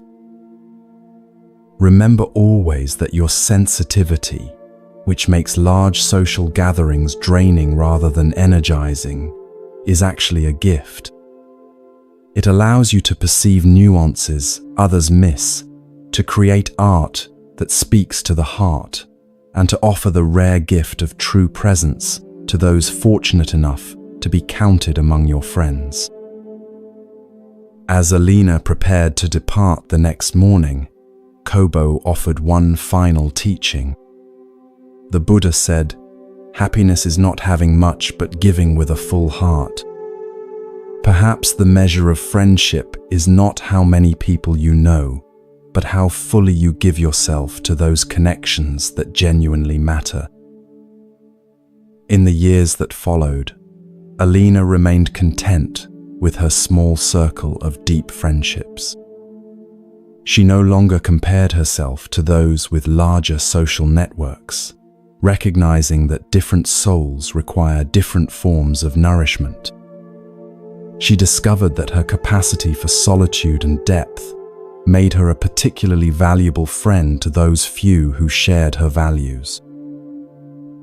Occasionally, she returned to the mountain hermitage, sometimes bringing May or Jiro along to experience its peaceful atmosphere. During one such visit, she shared with Kobo how his teachings had transformed not just her understanding of friendship, but her relationship with herself. "I no longer see my preference for depth over breadth as something to overcome," she told him. "Instead, I recognize it as a natural expression of my particular spirit. This acceptance has brought a peace I never found when trying to be someone I'm not." The Buddha would approve, Kobo smiled. He taught that self-understanding is the beginning of all wisdom. By honoring your nature rather than fighting against it, you embody his teaching that peace comes from within. As you drift towards sleep, perhaps you too can reflect on the quality of your connections rather than their quantity. Consider which relationships in your life offer genuine nourishment for your spirit. Where do you feel truly seen, accepted, and encouraged to grow? Remember the Buddha's wisdom that a true friend is one who stands by you in your hour of need. By this measure, even one authentic connection may provide more sustenance than countless surface-level acquaintances. And if you find joy in solitude, or prefer a small circle of deep friendships, know that this preference isn't a flaw, but possibly a wisdom, one shared by many profound thinkers throughout history. May your sleep be peaceful tonight. May you awaken with renewed appreciation for the true connections in your life, whether many or few. And may you find contentment in being exactly the type of friend your unique spirit is designed to be.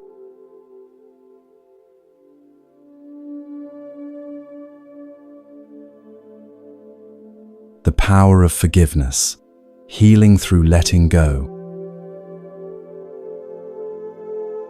Tonight, as the world grows quieter around us, we journey to a marketplace in ancient India where a powerful lesson in forgiveness awaits. Allow your body to become even heavier, your breath deeper and more rhythmic. As we explore the transformative power of letting go, feel yourself releasing any tension you've been carrying. The Buddha taught, holding on to anger is like grasping a hot coal with the intent of throwing it at someone else. You are the one who gets burned. This profound wisdom reveals a truth many of us discover the hard way, that resentment hurts us far more than the person we're angry with. Tonight's story explores how forgiveness liberates not only the forgiven, but, more importantly, the one who forgives.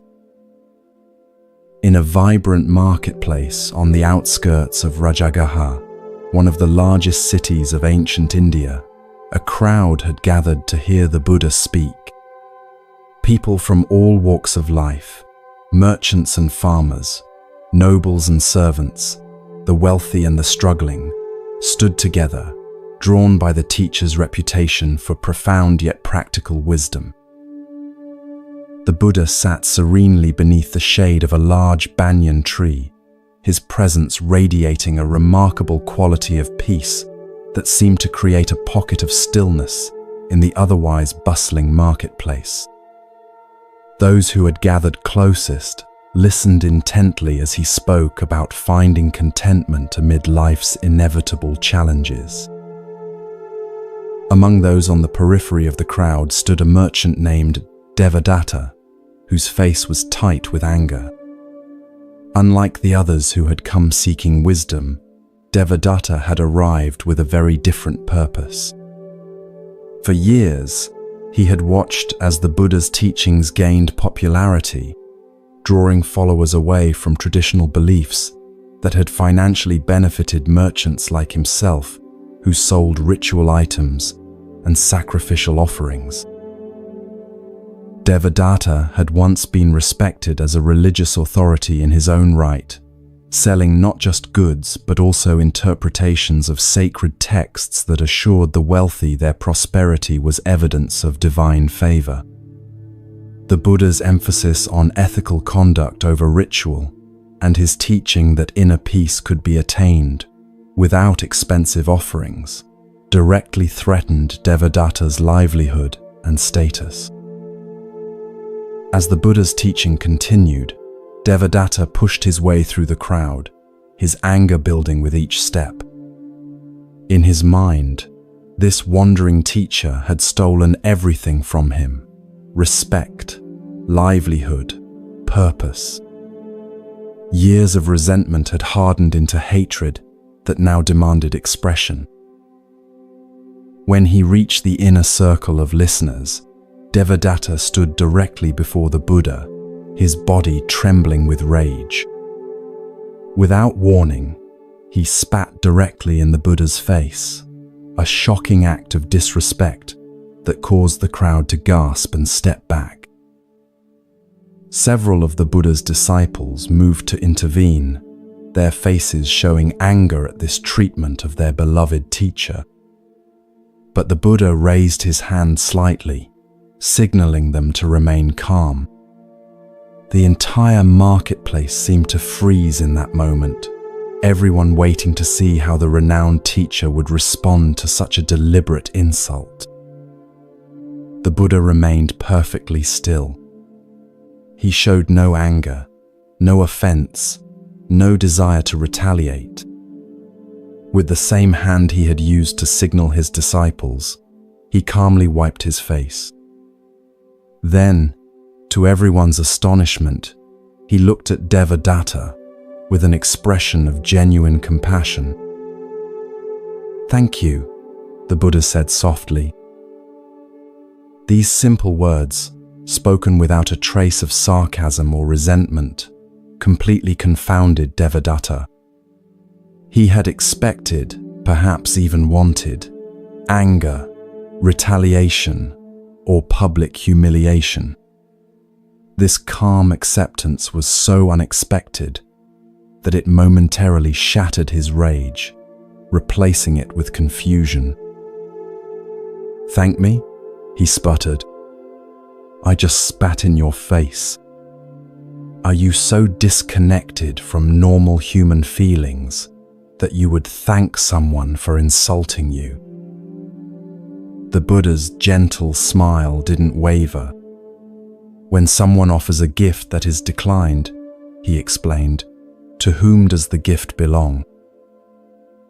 The merchant frowned, puzzled by this seemingly irrelevant question. "To the giver, of course," he answered. "Yes," the Buddha nodded. "You have offered me your anger, wrapped in the gesture of spitting. I decline to receive this gift. It remains yours. But I thank you for the opportunity to practice patience and compassion, which are gifts I gladly accept." Devadatta stood speechless, his carefully constructed narrative of victimhood suddenly without foundation. He had expected the satisfying fuel of a reciprocal anger to feed his righteous indignation.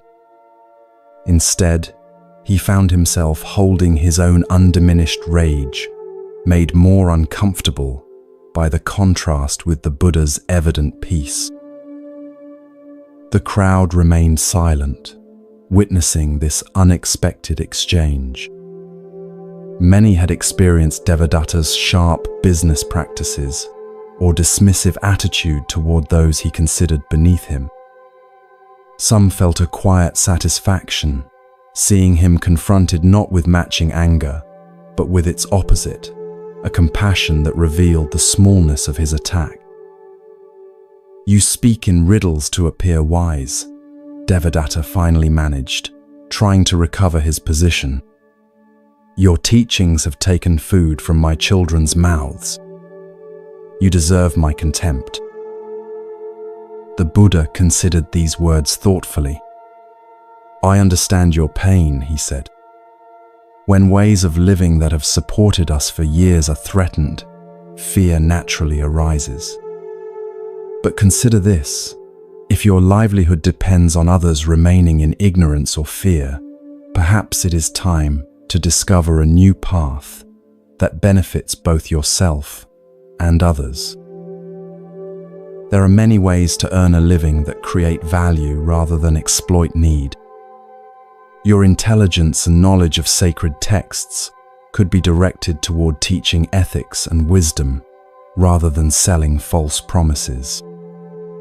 This market needs honest merchants of practical goods as much as it needs teachers of truth. Something in the Buddha's words, perhaps their lack of condemnation combined with their honest assessment, penetrated Devadatta's armor of anger. For the first time, he faced the possibility that his rage might be misdirected, covering a deeper fear about his own choices. Without another word, Devadatta turned and pushed his way back through the crowd, which parted silently to let him pass. His face no longer showed anger, but confusion and, perhaps, the first glimmer of reflection. The Buddha returned to his teaching, as if nothing unusual had occurred, but many in the audience found their attention divided between his words and the departing figure of Devadatta. They had witnessed something remarkable, not just an insult declined, but a demonstration of how freedom from reactivity creates space for genuine compassion. That night, Devadatta could not sleep. He paced his modest home long after his family had retired, replaying the marketplace encounter in his mind. Each time he remembered the Buddha's calm response to his provocation, he felt increasingly uncomfortable with his own behavior. The contrast between his burning anger and the Buddha's evident peace made clear which state was preferable. By morning, something had shifted within him. The anger that had defined his days for so long had begun to feel like a heavy burden he was tired of carrying. With the first light of dawn, he made a decision that surprised even himself. The Buddha and his disciples were still encamped at the edge of the city, where many would come to receive teachings over the course of their stay. When Devadatta arrived, he found the Buddha sitting beneath the same banyan tree, though the crowd today was smaller, mostly serious students, rather than curious onlookers. Approaching with none of the previous day's aggression, Devadatta stopped at a respectful distance and bowed deeply. The Buddha looked up, recognition in his eyes but no trace of yesterday's confrontation in his manner. He gestured for Devadatta to come closer. I could not sleep, Devadatta began, his voice stripped of its earlier hostility. Your response to my disrespect has shown me the ugliness of my own anger. I am ashamed of my behavior and ask your forgiveness. The Buddha regarded him thoughtfully. There is nothing to forgive, he said gently. The man who stood before me yesterday, burning with rage, is not the same man who stands before me now, seeking understanding. That man exists only in memory. Yesterday's actions arose from yesterday's understanding, the Buddha continued. Today you have new understanding, and so new actions become possible. This is the nature of impermanence. Nothing remains fixed, including who we are and what we are capable of. Devadatta had prepared himself for a difficult conversation, perhaps involving penance or reparations. This immediate acceptance, this suggestion that forgiveness wasn't even necessary because the offense belonged to a self that no longer existed, was both confusing and liberating. "But I remember what I did," Devadatta said, "even if you choose not to hold it against me." "Yes," the Buddha acknowledged. "Memory remains, and with it, the opportunity to learn. But memory need not become a chain binding us to past identities. Each moment offers the freedom to choose again, to become someone new." The Buddha invited Devadatta to sit beside him in the shade of the banyan tree. For the next hour, they spoke not as adversaries, but as two humans exploring the nature of anger, forgiveness, and transformation. The Buddha's disciples, observing from a distance, marveled at how yesterday's antagonist had so quickly become today's earnest student. Anger arises when we believe a story about how things should be, rather than accepting how they are, the Buddha explained. You believed your livelihood and status should remain unchanged, and when my teachings threatened that expectation, anger was the natural result. But your anger did not change reality. It only added suffering to an already difficult situation. This is why I teach that forgiveness is not primarily for the benefit of others, but for ourselves. When we forgive, we put down the hot coal of anger we've been carrying. Devadatta considered this carefully. "I have been angry for so long that it became part of my identity," he admitted. "Without it, I'm not entirely sure who I am." The Buddha smiled with understanding. This is a common fear that keeps many bound to old patterns. But consider how a snake must release its grip on its old skin to grow. In the space between identities, between who you were and who you are becoming, true freedom can be found. As their conversation continued, others gathered to listen, drawn by the remarkable sight of yesterday's antagonist, engaged in earnest dialogue with the Buddha. Among them was a young monk named Ananda, who would later become known for his exceptional memory and his role in preserving the Buddha's teachings. Ananda was particularly struck by how the Buddha embodied the forgiveness he taught. There was no performance of magnanimity, no subtle reminders of Devadatta's transgression, just a genuine presence with the person before him as they were in this moment, not as they had been in the past. "Master," Ananda asked when there was a pause in the conversation, "how did you maintain such peace when Devadatta confronted you yesterday? Were you not angry at all?"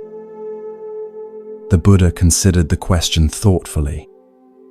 Anger arose as a possibility, he acknowledged, as it does for anyone when faced with hostility. But between the arising of anger and acting upon it, there is a space. In that space lies our freedom to choose a different response. Through practice, I have learned to rest in that space, rather than being carried away by the initial reaction. From that space, I could see not just Devadatta's anger, but the suffering beneath it. Seeing suffering naturally evokes compassion rather than retaliation. Devadatta listened intently to this explanation. The idea that there could be space between feeling anger and acting upon it was revolutionary to him.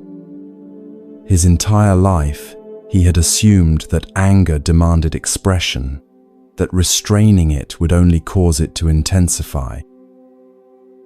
"How does one create this space?" he asked. My anger has always felt immediate and overwhelming, leaving no room for choice. It begins with awareness, the Buddha explained.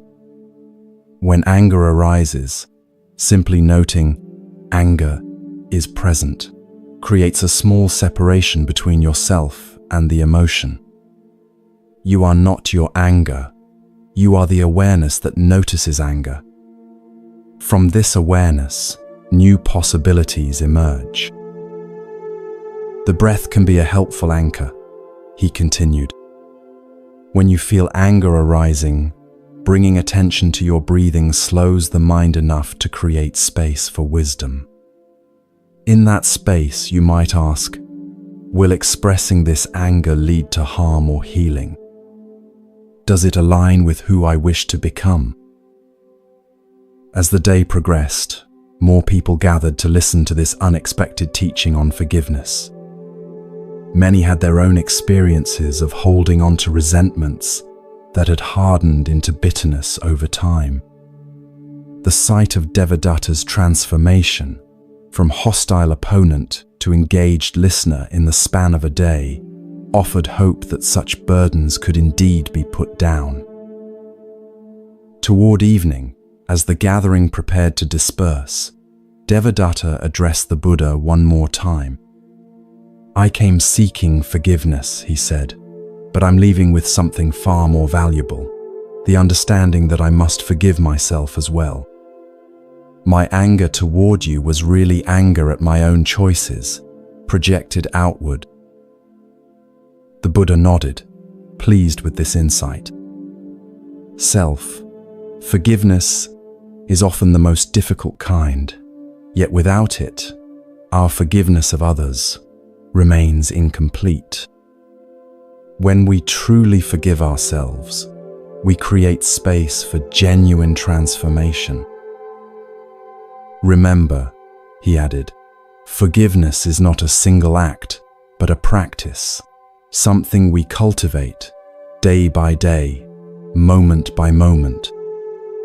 There will be times when old patterns of anger arise again. When this happens, greet them with the same compassion you would offer a friend who has lost their way, and gently redirect your mind toward peace. In the months and years that followed this encounter, Devadatta underwent a profound transformation. He did not abandon his merchant business entirely, but redirected it toward goods that genuinely benefited others. He became known for fair prices and honest representations of his wares. More surprisingly to those who had known him before, he began to teach what he was learning about managing anger and practicing forgiveness.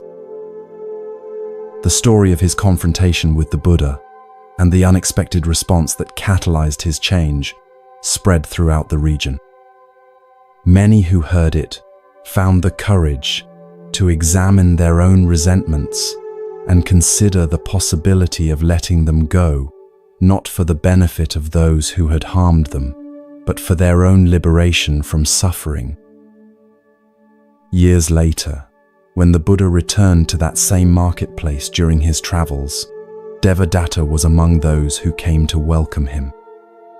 The two sat once again beneath the banyan tree, no longer as former adversaries, but as fellow travelers on the path of awakening. Do you remember our first meeting?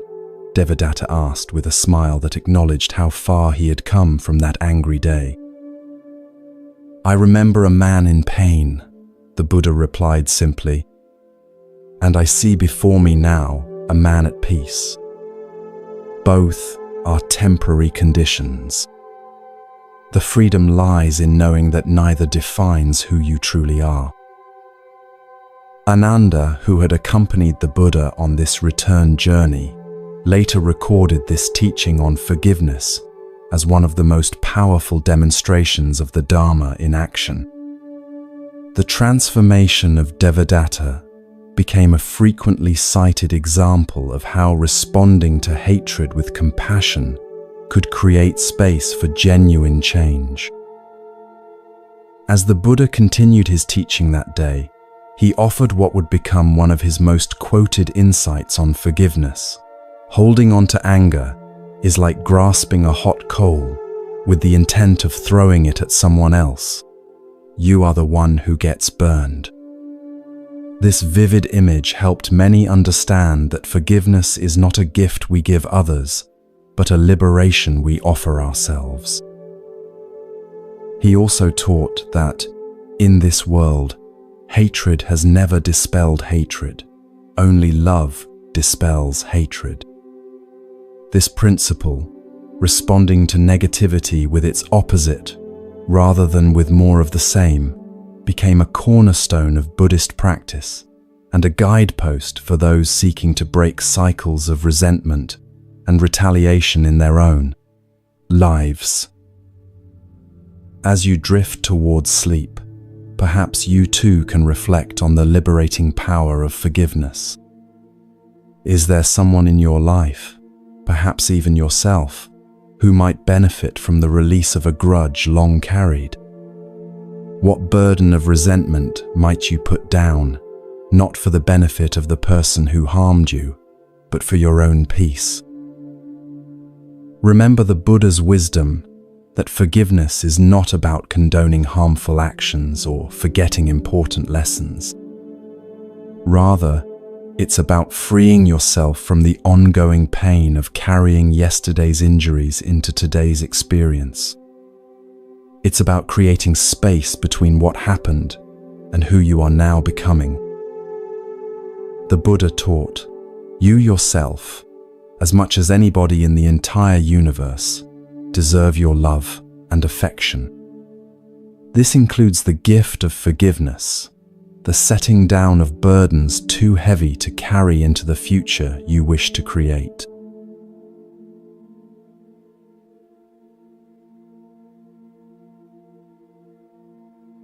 The dark side of kindness, finding balance in giving. As night deepens around us, we travel to a mountainside monastery nestled among ancient trees, where an unexpected lesson about kindness awaits. Let your body sink more deeply into comfort as we explore this paradoxical wisdom. With each breath, feel yourself growing heavier, your mind growing quieter. We often hear that kindness is always good, that we should give endlessly of ourselves to others. But tonight's story reveals something rarely discussed, the shadow side of kindness, when giving too much depletes our spirit and diminishes our ability to truly help others. This ancient wisdom remains profoundly relevant in our modern world, where many of us struggle with boundaries and self-care. The Buddha taught, you can search throughout the entire universe for someone who is more deserving of your love and affection than you are yourself, and that person is not to be found anywhere. This teaching reminds us that caring for ourselves is not selfish, but necessary for sustainable compassion toward others. High on a forested mountain, surrounded by cherry trees and gentle flowing streams, stood a temple known for its teachings on balanced living. Here lived the elderly monk Arrow, whose practical wisdom about navigating life's complexities drew seekers from many provinces.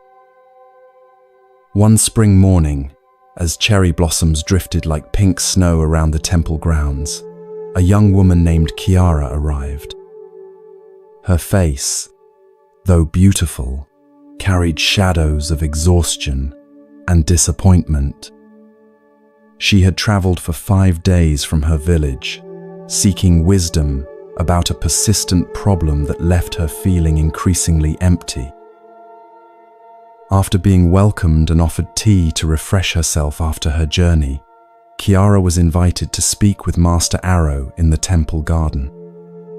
The old monk's kind yet penetrating gaze seemed to see beyond her careful composure to the depletion beneath.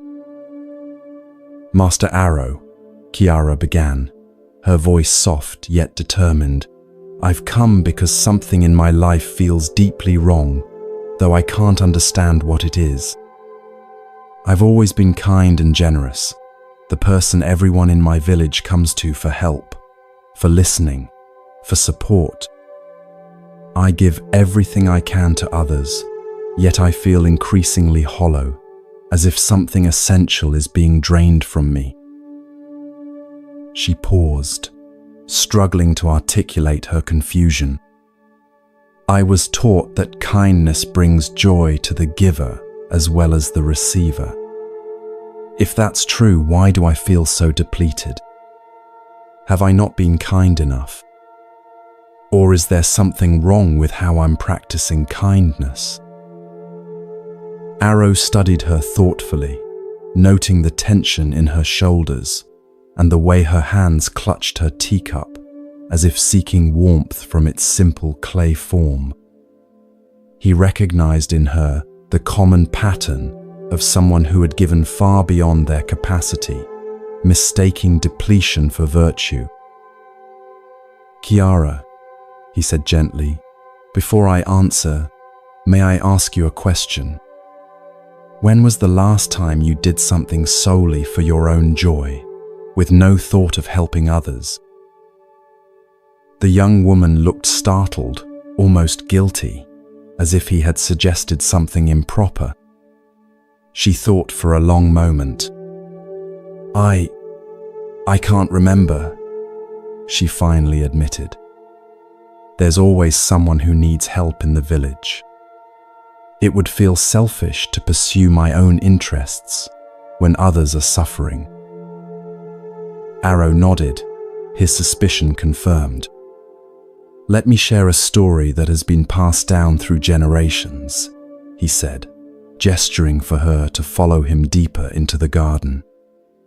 They walked together along a stone path that wound between flowering cherry trees and carefully tended vegetable plots. "Imagine a village surrounded by a lush forest," Arrow began. "At the center of this village stood a magnificent cherry tree, more ancient and glorious than any other. Its roots reached deep into the earth, and its branches extended shelter and beauty to all who gathered beneath them.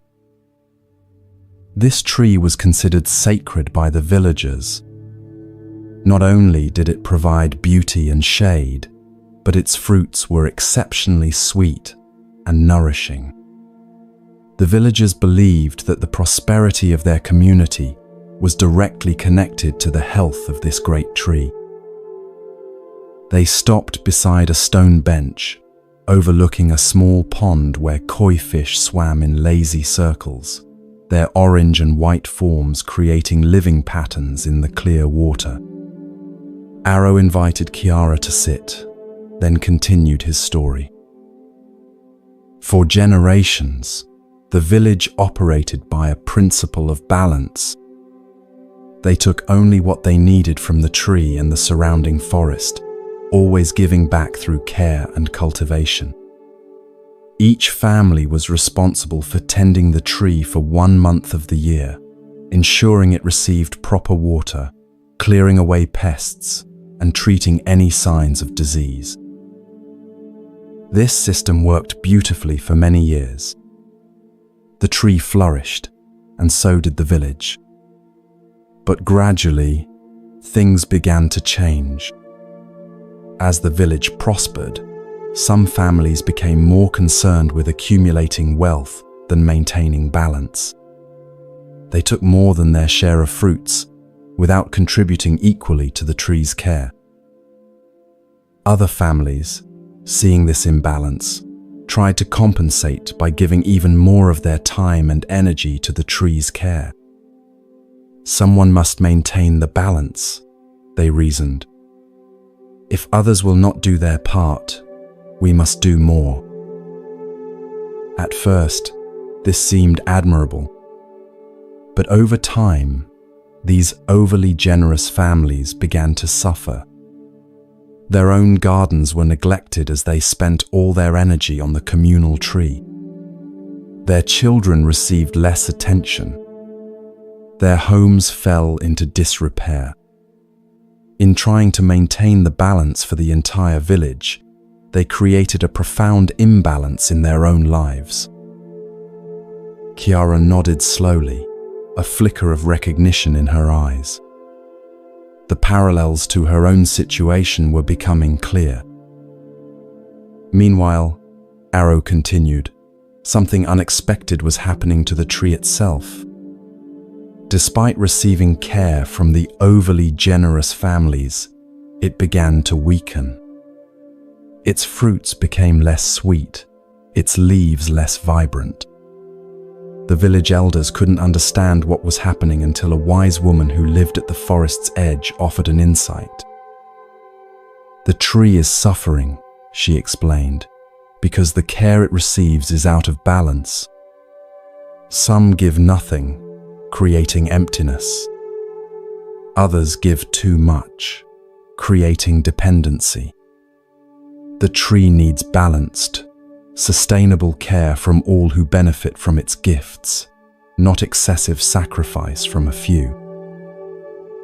Arrow paused, allowing Kiara time to absorb the metaphor. A gentle breeze stirred the cherry blossoms around them, a few petals landing on the surface of the pond, where they floated like tiny boats among the fish. "The moral of this story," Arrow said softly, "is that generosity must be balanced to be truly beneficial, both for the receiver and the giver.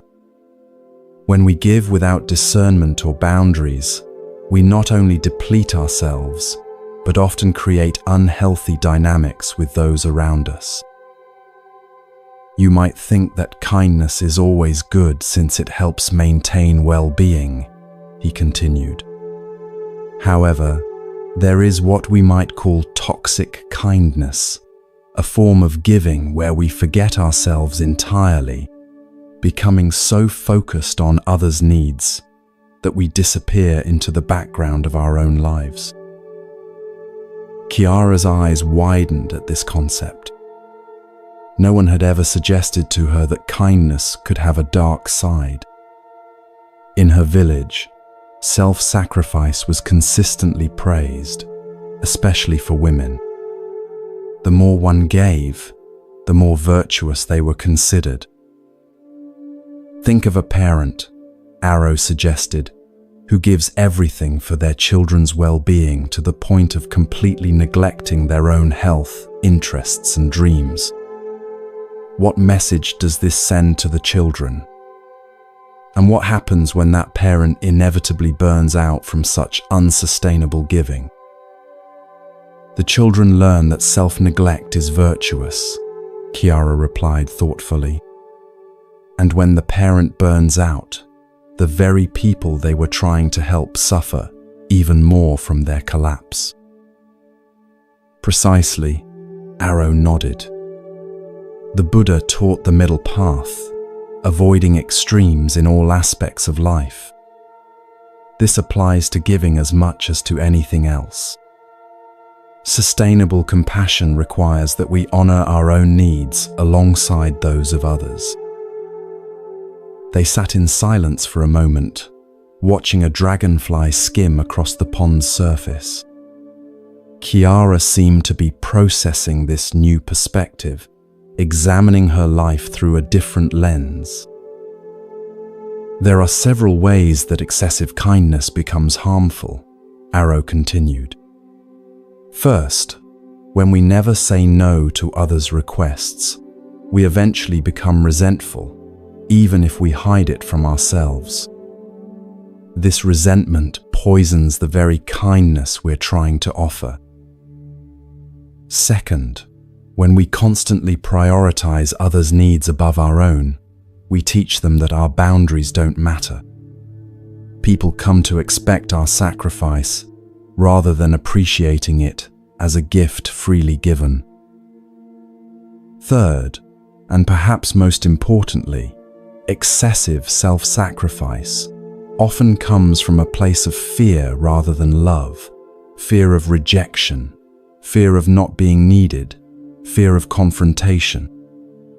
Actions motivated by fear rather than love rarely bring the results we hope for. Kiara looked down at her hands, which had finally relaxed their grip on the teacup. "I recognize myself in what you're saying," she admitted. "I've been afraid that if I stopped being constantly available to everyone, they would no longer value me. My kindness has been partly about earning my place in the community." Arrow nodded, with compassion. The Buddha taught that there are 4 sublime states of mind: loving, kindness, compassion, sympathetic joy, and equanimity. Note that equanimity, a balanced, peaceful mind, is essential alongside compassion. Without it, our compassion becomes distorted and unsustainable. He rose from the bench and gestured for Kiara to continue walking with him through the garden. They followed the path to a section where medicinal herbs grew in carefully tended beds. "Look at how these healing plants are cultivated," Arrow said. "They need adequate space around them. If planted too closely together, they compete for nutrients and none thrive. So too, with humans, we need space for our own growth if we are to have anything meaningful to offer others." As they continued their walk, Arrow shared more aspects of balanced giving. He explained how helping others navigate their challenges requires discernment about when assistance supports growth and when it creates dependency. He described the importance of recognizing one's own capacity on any given day, rather than giving from a place of depletion.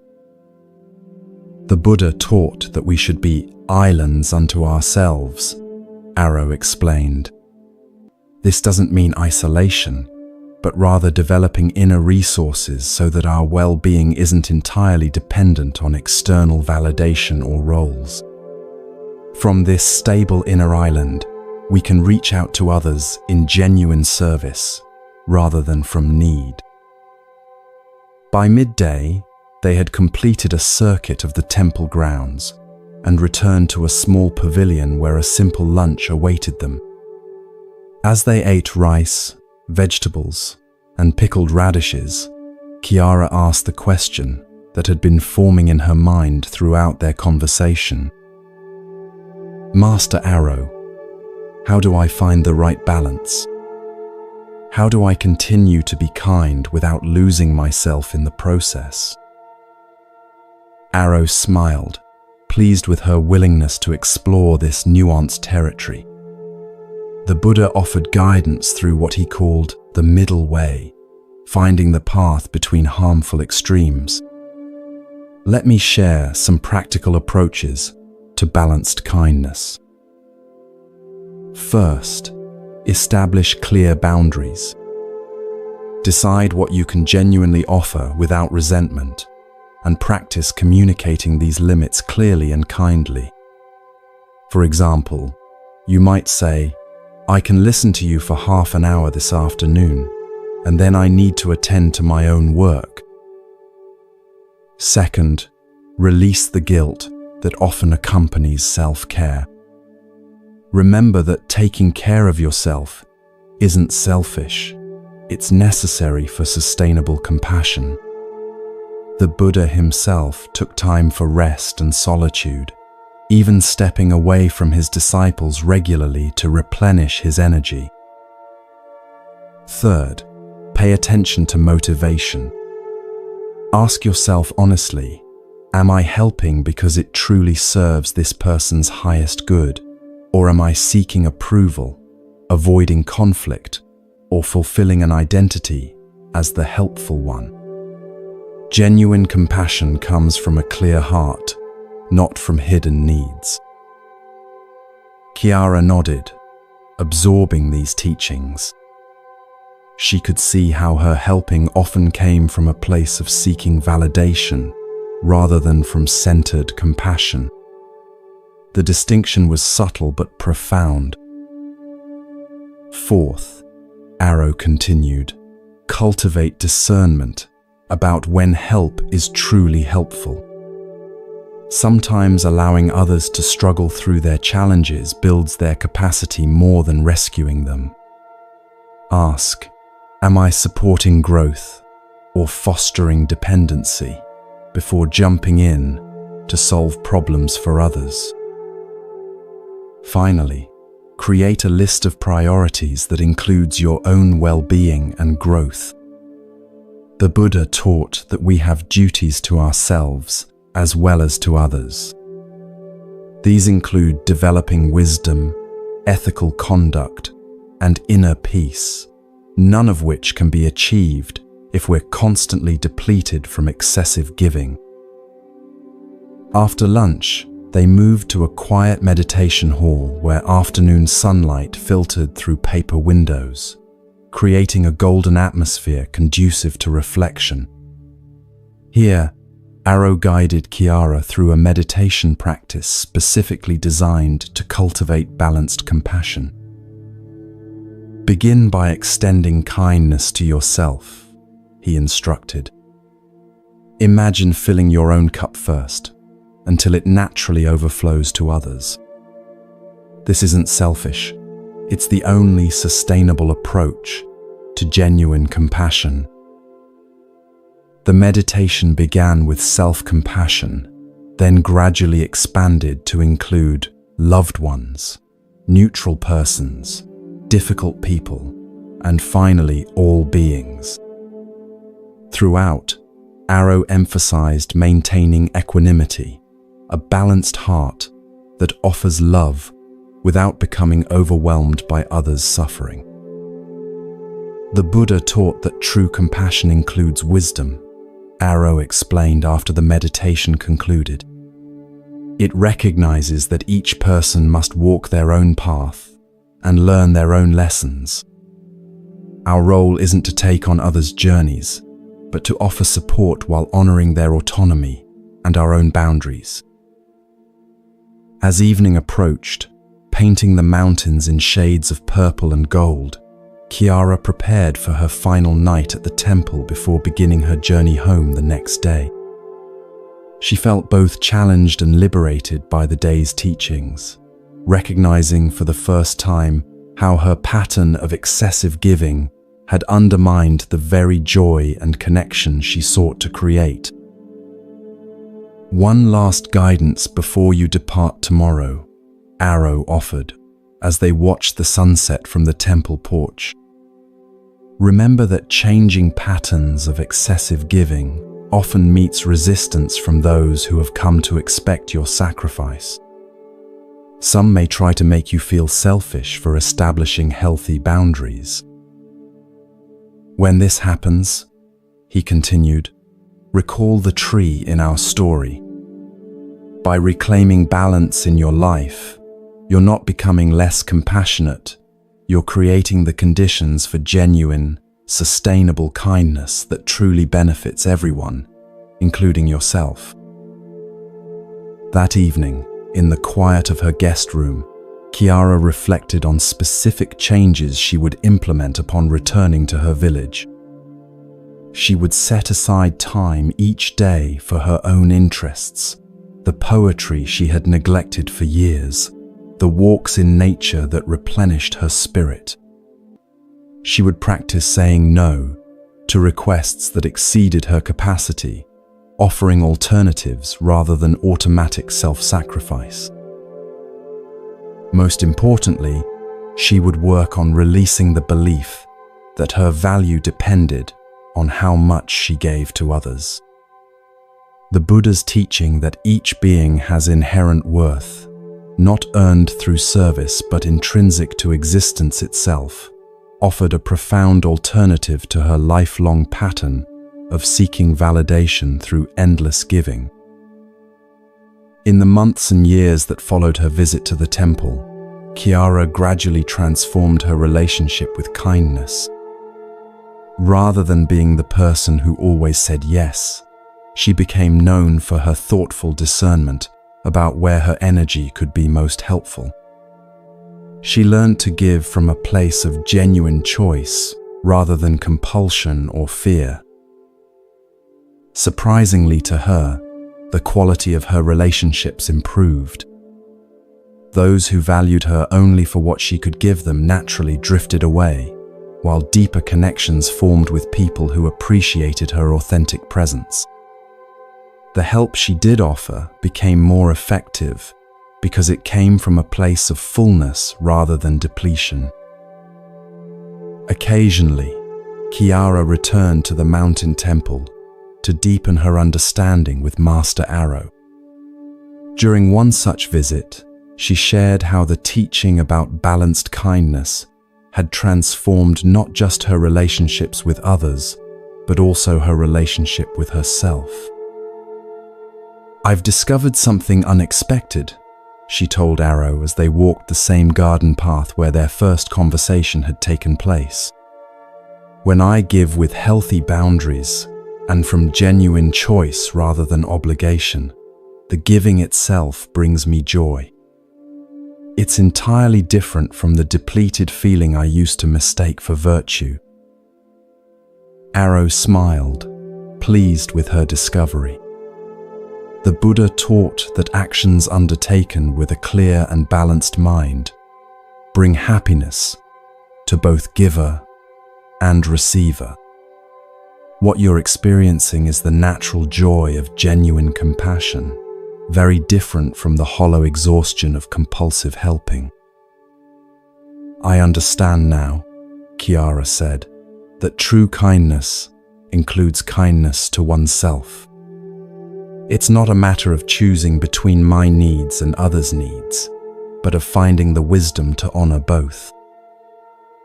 "Exactly so," Arrow nodded.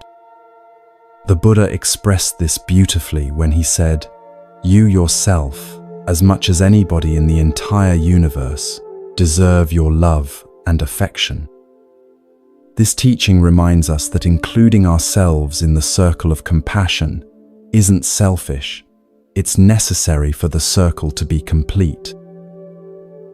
As you drift towards sleep, perhaps you too can reflect on the balance of giving and receiving in your own life. Are there places where you consistently override your own needs to care for others? What would a more sustainable approach to compassion look like in your daily relationships? Remember the Buddha's teaching about the middle way, finding balance between extremes. Neither complete self-sacrifice nor self-centered indifference brings lasting happiness. True joy comes from honoring both self and other in a dance of balanced, authentic kindness.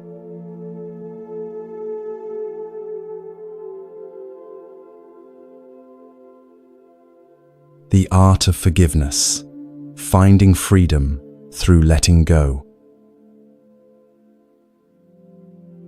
As our journey through ancient wisdom nears its completion, we arrive at a small temple nestled beside a mountain lake, where fireflies dance over still waters, and the air carries the scent of pine and distant rain. Allow yourself to settle even more deeply into comfort as we explore our final teaching. With each breath, feel your body becoming heavier, your mind growing more peaceful. Tonight's story explores one of the most challenging yet liberating practices in Buddhist tradition: forgiveness. Not the kind of forgiveness that excuses harmful actions or pretends wounds don't exist, but a deeper forgiveness that frees us from the prison of resentment and allows healing to begin. The Buddha taught, holding on to anger is like grasping a hot coal with the intent of throwing it at someone else. You are the one who gets burned. This profound insight reveals that forgiveness is not primarily a gift we offer others, but a liberation we grant ourselves. In a tranquil valley where mist gathered each morning among ancient cedars, there stood a modest temple known for its teachings on inner peace and reconciliation. Here lived the respected master Kumin, whose gentle approach to life's deepest wounds drew people from many provinces, each carrying burdens of hurt that had hardened into resentment over time. On a summer evening when the air was sweet with the scent of night-blooming jasmine, a middle-aged man named Takeo arrived at the temple gate. Unlike many who came with clear questions or specific problems, Takeo's face revealed only a general weariness, the kind that comes not from physical exertion but from carrying invisible weights for many years. After being welcomed and offered a simple meal, Takeo sat with Master Kumin in the temple's meditation garden, where the sound of a small waterfall created a soothing backdrop for conversation. Fireflies had begun to appear as dusk deepened, their gentle lights blinking like stars come down to earth. "What brings you to our temple?" Kumin asked, his voice matching the gentleness of their surroundings. Takeo sighed, struggling to articulate what had compelled his journey. "I'm not entirely sure," he admitted. "I've achieved success in my work as a merchant. My children are grown and doing well. I have no specific complaint I can name, yet I feel burdened, as if I'm carrying a weight that keeps me from experiencing the joy my life should hold." Kumin nodded, recognizing in Takeo's words a common condition, one he had seen in many who came to the temple. "Often, the heaviest burdens we carry are invisible," he said. "Tell me, are there people in your life you've been unable to forgive?" The question seemed to catch Takeo by surprise. He had expected inquiries about his spiritual practices, or perhaps suggestions for meditation techniques. This direct reference to forgiveness touched something deep, a tender spot he usually avoided. "There are some," he acknowledged after a pause, his voice growing quieter. "My former business partner who cheated me 20 years ago. A childhood friend who betrayed a confidence and turned others against me. My father who was often harsh and never gave the approval I sought." He stopped, seeming surprised by how readily these old wounds had surfaced. "And yourself?" Kumin asked gently. "Have you forgiven yourself for your own mistakes and limitations?" Takeo looked startled, as if this possibility had never occurred to him. I'm not sure," he stammered. "I've always believed in holding myself to high standards." Kumin smiled with compassion. "Perhaps tonight I could share a story about forgiveness, one that has helped many understand its deeper nature. Would that be welcome?" Takeo nodded, settling more comfortably on his cushion as night deepened around them. The temple attendants lit paper lanterns along the garden paths, creating pools of warm light in the gathering darkness. "This story," Kumin began, "has been passed down through generations of Buddhist teachers. It concerns an encounter between the Buddha and a man whose heart was consumed by bitterness. Many centuries ago, in the time when the Buddha walked the dusty roads of northern India, his reputation for wisdom and compassion had spread throughout the region. People from all walks of life, from kings to beggars, sought his guidance on matters both practical and profound. One day, as the Buddha sat teaching beneath a banyan tree in a busy marketplace, a merchant approached with anger, evident in every line of his body. This man had heard the Buddha's teachings about forgiveness and compassion and found them not just disagreeable but personally offensive. You see, the merchant had been deeply wronged earlier in his life. His business partner had stolen from him, taking not just material wealth, but also damaging his reputation with false accusations. The injustice had festered in his heart for decades, becoming the center around which his identity had formed. The very idea that he should forgive this wrong seemed to invalidate his suffering and excuse the harm done to him. With each step toward the Buddha, his anger grew, fueled by years of rehearsing his grievances and imagining revenge he had never been able to enact. Takeo shifted uncomfortably on his cushion, perhaps recognizing something of himself in this description. The weight he had spoken of seemed more tangible now, as if being named had given it substance. The merchant stood before the Buddha, Kumin continued, and without preamble, spat directly in his face, an act of profound disrespect intended to provoke a reaction that would reveal the teacher's serene composure as merely a performance. The crowd gasped, many moving to intervene. But the Buddha remained perfectly still, his expression unchanged except for a slight softening around his eyes, as he regarded the merchant with what could only be described as compassion.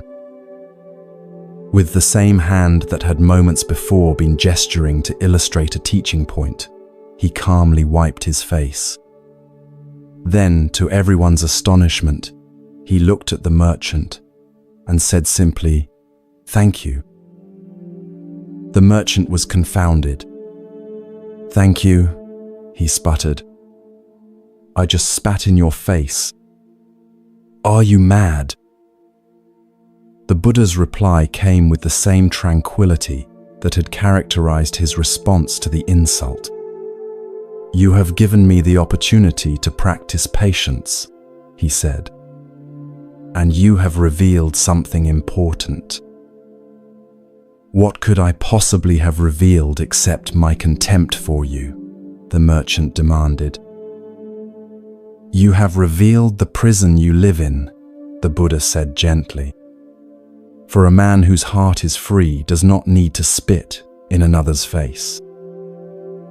Kumin paused here, allowing the image to resonate in the quiet garden. The only sounds were the continuing murmur of the waterfall and the distant call of a night bird. The merchant left in confusion that day, he continued after a moment. But the Buddha's response, or more accurately, his lack of an expected response, created a crack in the fortress of resentment he had built around his heart. For the first time in decades, he began to consider the possibility that his anger, which he had nursed as a righteous response to injustice, might actually be the source of his suffering rather than its result. That night, the merchant could not sleep. He tossed and turned, replaying the marketplace encounter in his mind. Each time he remembered the Buddha's calm face after such a deliberate insult, something shifted in his understanding. By morning, though he could not have articulated why, he felt compelled to return to the teacher he had tried to humiliate. When he arrived at the place where the Buddha and his disciples had made their temporary camp, he approached with a very different demeanor. Bowing deeply, he said, "I have come to ask your forgiveness for my behavior yesterday. I don't understand why, but I could not rest until I had done so." The Buddha looked at him with the same gentle attention he had offered the day before. "There is nothing to forgive," he said, surprising the merchant once again. "The man who stood before me yesterday, burning with rage, is not the same man who stands before me now, seeking understanding. That man exists only in memory." "But I remember what I did," the merchant protested. "The shame of it kept me awake all night." Yes, the Buddha acknowledged. Memory remains, and with it the opportunity to learn. But you are not bound to continue being the person who acted from such suffering. Each moment offers the freedom to choose again, to become someone new. Takeo's posture had changed as he listened to the story. The tension in his shoulders had visibly released, and his breath had deepened, as if some constriction were beginning to loosen. The Buddha invited the merchant to sit with him, Kumin continued. For the next hour, they spoke not as adversaries, but as two humans exploring the nature of anger, forgiveness, and transformation. The Buddha explained that the practice of forgiveness is not about excusing harmful actions or forgetting important lessons, but about freeing oneself from the ongoing pain of carrying yesterday's injuries into today's experience. Imagine, the Buddha said to the merchant, that someone shot you with an arrow.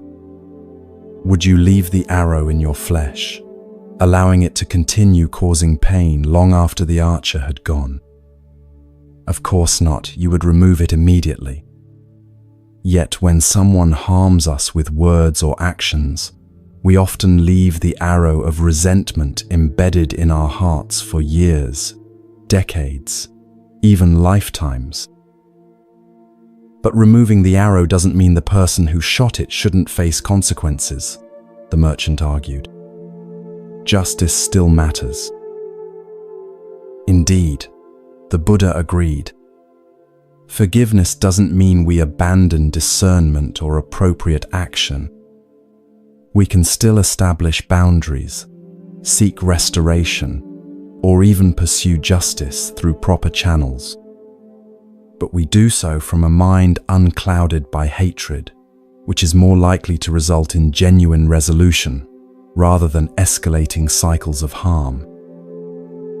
The fireflies had grown more numerous now, their intermittent lights creating a magical atmosphere in the temple garden. Takeo watched their dancing patterns as he absorbed the story, his face reflecting deep reflection. What happened to the merchant? He asked after a while. Kumin smiled. The merchant became one of the Buddha's most dedicated students. Having experienced the weight of carrying resentment and the freedom of letting it go, he was uniquely positioned to help others find the same liberation. The very experience that had been his prison became, through forgiveness, his path to freedom. But, Takeo objected, surely it can't be that simple. Some wounds are too deep, some injustices too severe to simply let go. You're right that it's not simple, Kumin acknowledged. Forgiveness is rarely a single act, but rather a process, sometimes a lengthy one. The Buddha never suggested that we deny our pain or prematurely declare ourselves over it. What he offered was a practice, a way of gradually releasing our grip on resentment. Would you like to learn this practice? Kumin asked. Takeo nodded, his earlier weariness now replaced by a cautious hope. The practice begins with honesty, Kumin explained. We must first acknowledge the full extent of our hurt without minimizing it. This honors our experience and creates a foundation for genuine rather than superficial forgiveness. Next, we recognize that holding on to resentment isn't protecting us from further harm, but actually prolonging our suffering. As the Buddha taught, it's like continuing to drink poison and expecting the other person to die. Then we distinguish between the action and the person. All harmful actions arise from ignorance, fear, or pain, even those that seem deliberately cruel. This doesn't excuse the behavior, but helps us see the universal human condition behind it. Finally, we make a conscious choice to release our grip on resentment, not for the other person's benefit, but for our own liberation. We might use a visualization of setting down a heavy burden or opening our clenched fist to let something go. Takeo considered these steps thoughtfully. "What about forgiving oneself?" he asked. "You mentioned that earlier, and I realize I may be harsher with my own failings than with others." Self-forgiveness follows the same principles but often proves the most challenging practice, Kumin replied. "We must extend to ourselves the same compassion we would offer a dear friend who had made a mistake. The Buddha taught that all beings deserve compassion, and that includes the person in the mirror." As the night deepened around them, Kumin guided Takeo through a forgiveness meditation, first focusing on someone who had caused minor harm, then gradually working toward more significant wounds, including those he had inflicted on himself. The practice didn't aim for immediate transformation, but planted seeds that would continue to grow long after Takeo returned home. "Remember," Kumin advised as they concluded their evening together, "forgiveness doesn't happen all at once. It's more like watching a tightly closed flower gradually open its petals to the sun. Each small release creates space for more opening, until eventually what seemed impossible becomes your natural way of being." Takeo spent 3 days at the temple, learning more about the practice of forgiveness and beginning to apply it to the specific relationships that had been sources of his invisible burden. On his final evening, he joined Kumin for tea in the same garden where they had first spoken. "I feel lighter," Takeo observed, somewhat surprised by his own experience. "Not completely unburdened. These patterns of resentment have deep roots, but I can sense the possibility of freedom in a way I couldn't before." "That glimpse of possibility is the beginning of transformation," Kumin affirmed. "The Buddha said, if it were not possible to cultivate the good, I would not tell you to do so. This applies to forgiveness as well. If liberation from resentment were not possible, the Buddha would not have taught it as a central practice." "What happens when we've done this work of forgiveness, but the other person doesn't acknowledge the harm they caused?" Takeo asked. "My former business partner, for instance, has never admitted his dishonesty." "That's an important question," Kumin nodded. "Reconciliation, the restoration of relationship, requires both parties to participate. Forgiveness, however, is something you can practice regardless of the other person's awareness or response. It's primarily about your liberation, not their absolution." The Buddha distinguished between forgiveness and foolishness. Forgiving someone doesn't mean trusting them again if they've shown themselves to be untrustworthy. It doesn't mean resuming a relationship that was harmful. It simply means releasing the burning coal of resentment so your own hand can heal.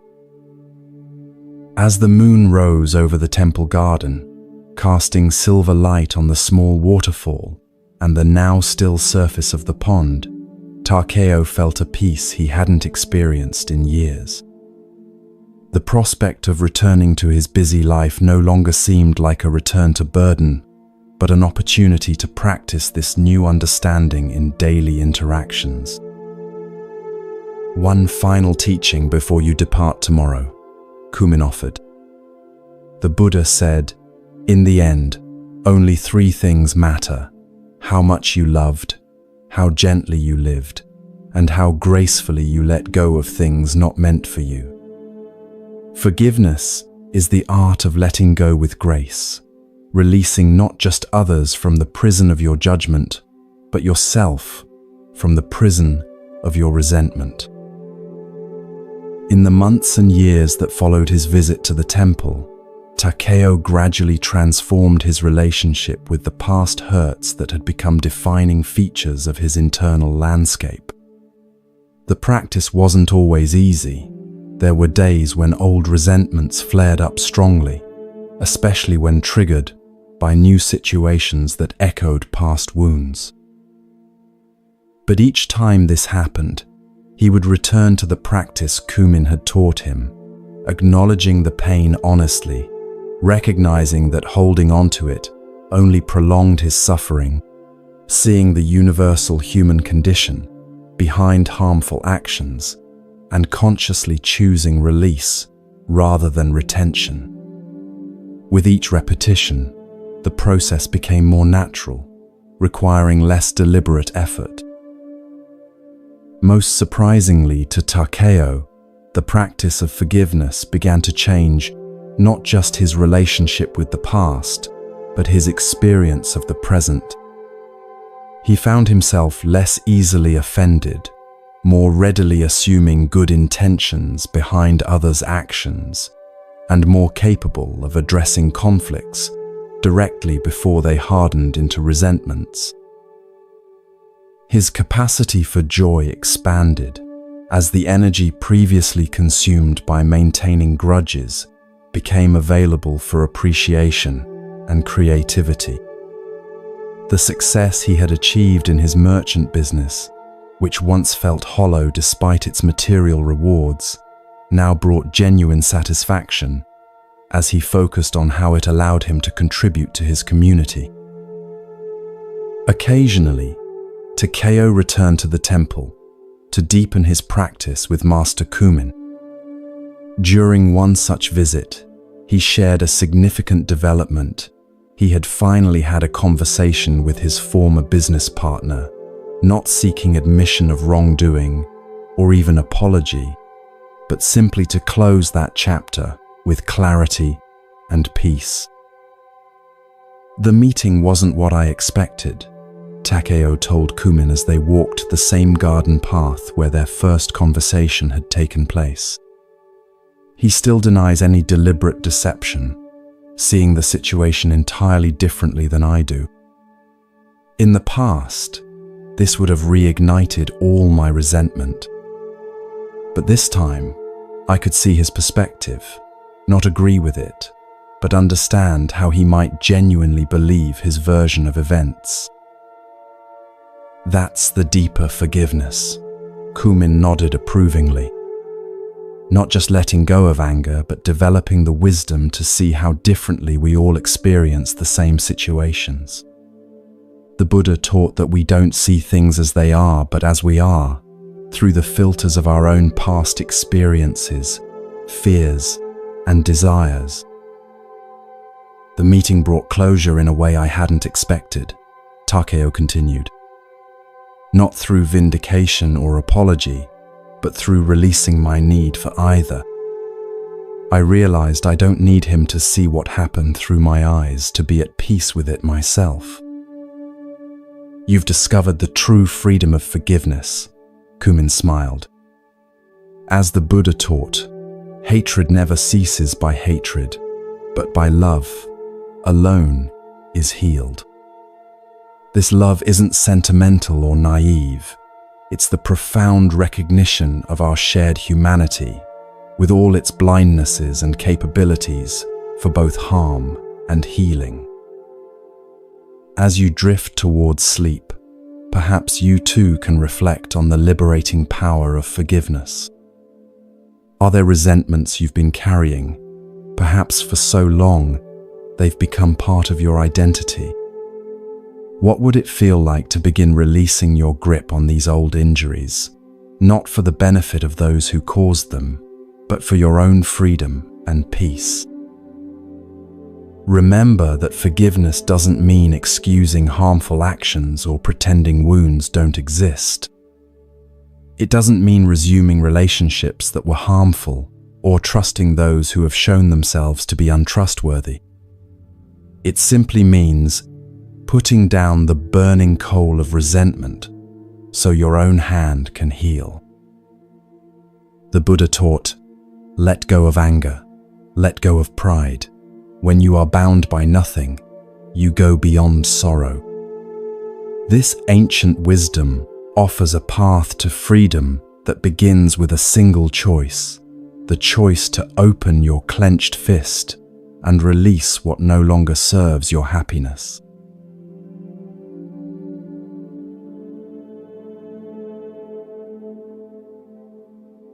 As our journey through these ancient teachings comes to a close, let the wisdom of these Zen stories settle gently into your mind. Like seeds planted in fertile soil, they will continue to grow even as you sleep. We've explored how people enter our lives with purpose, not by chance, each connection offering unique lessons for our growth. We've discovered the wisdom of non-interference, learning when helping others might actually hinder their important life lessons. We've gained insight into recognizing those who may harm us, while maintaining compassion rather than judgment. We found peace in having fewer, deeper connections rather than many shallow ones. We've learned that true kindness includes kindness to ourselves, maintaining balance in how we give. And finally, we've embraced the liberating power of forgiveness, releasing resentments that no longer serve us. The Buddha taught that peace comes from within, do not seek it without. Tonight, as you drift into sleep, allow these timeless teachings to create that peace within you.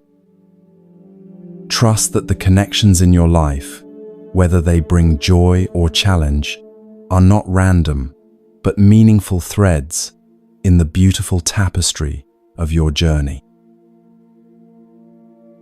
May your sleep be peaceful and deep. May the wisdom of these stories continue to unfold in your dreams. And may you awaken renewed, a little lighter, a little wiser, ready to see with fresh eyes the sacred purpose behind each encounter in your life.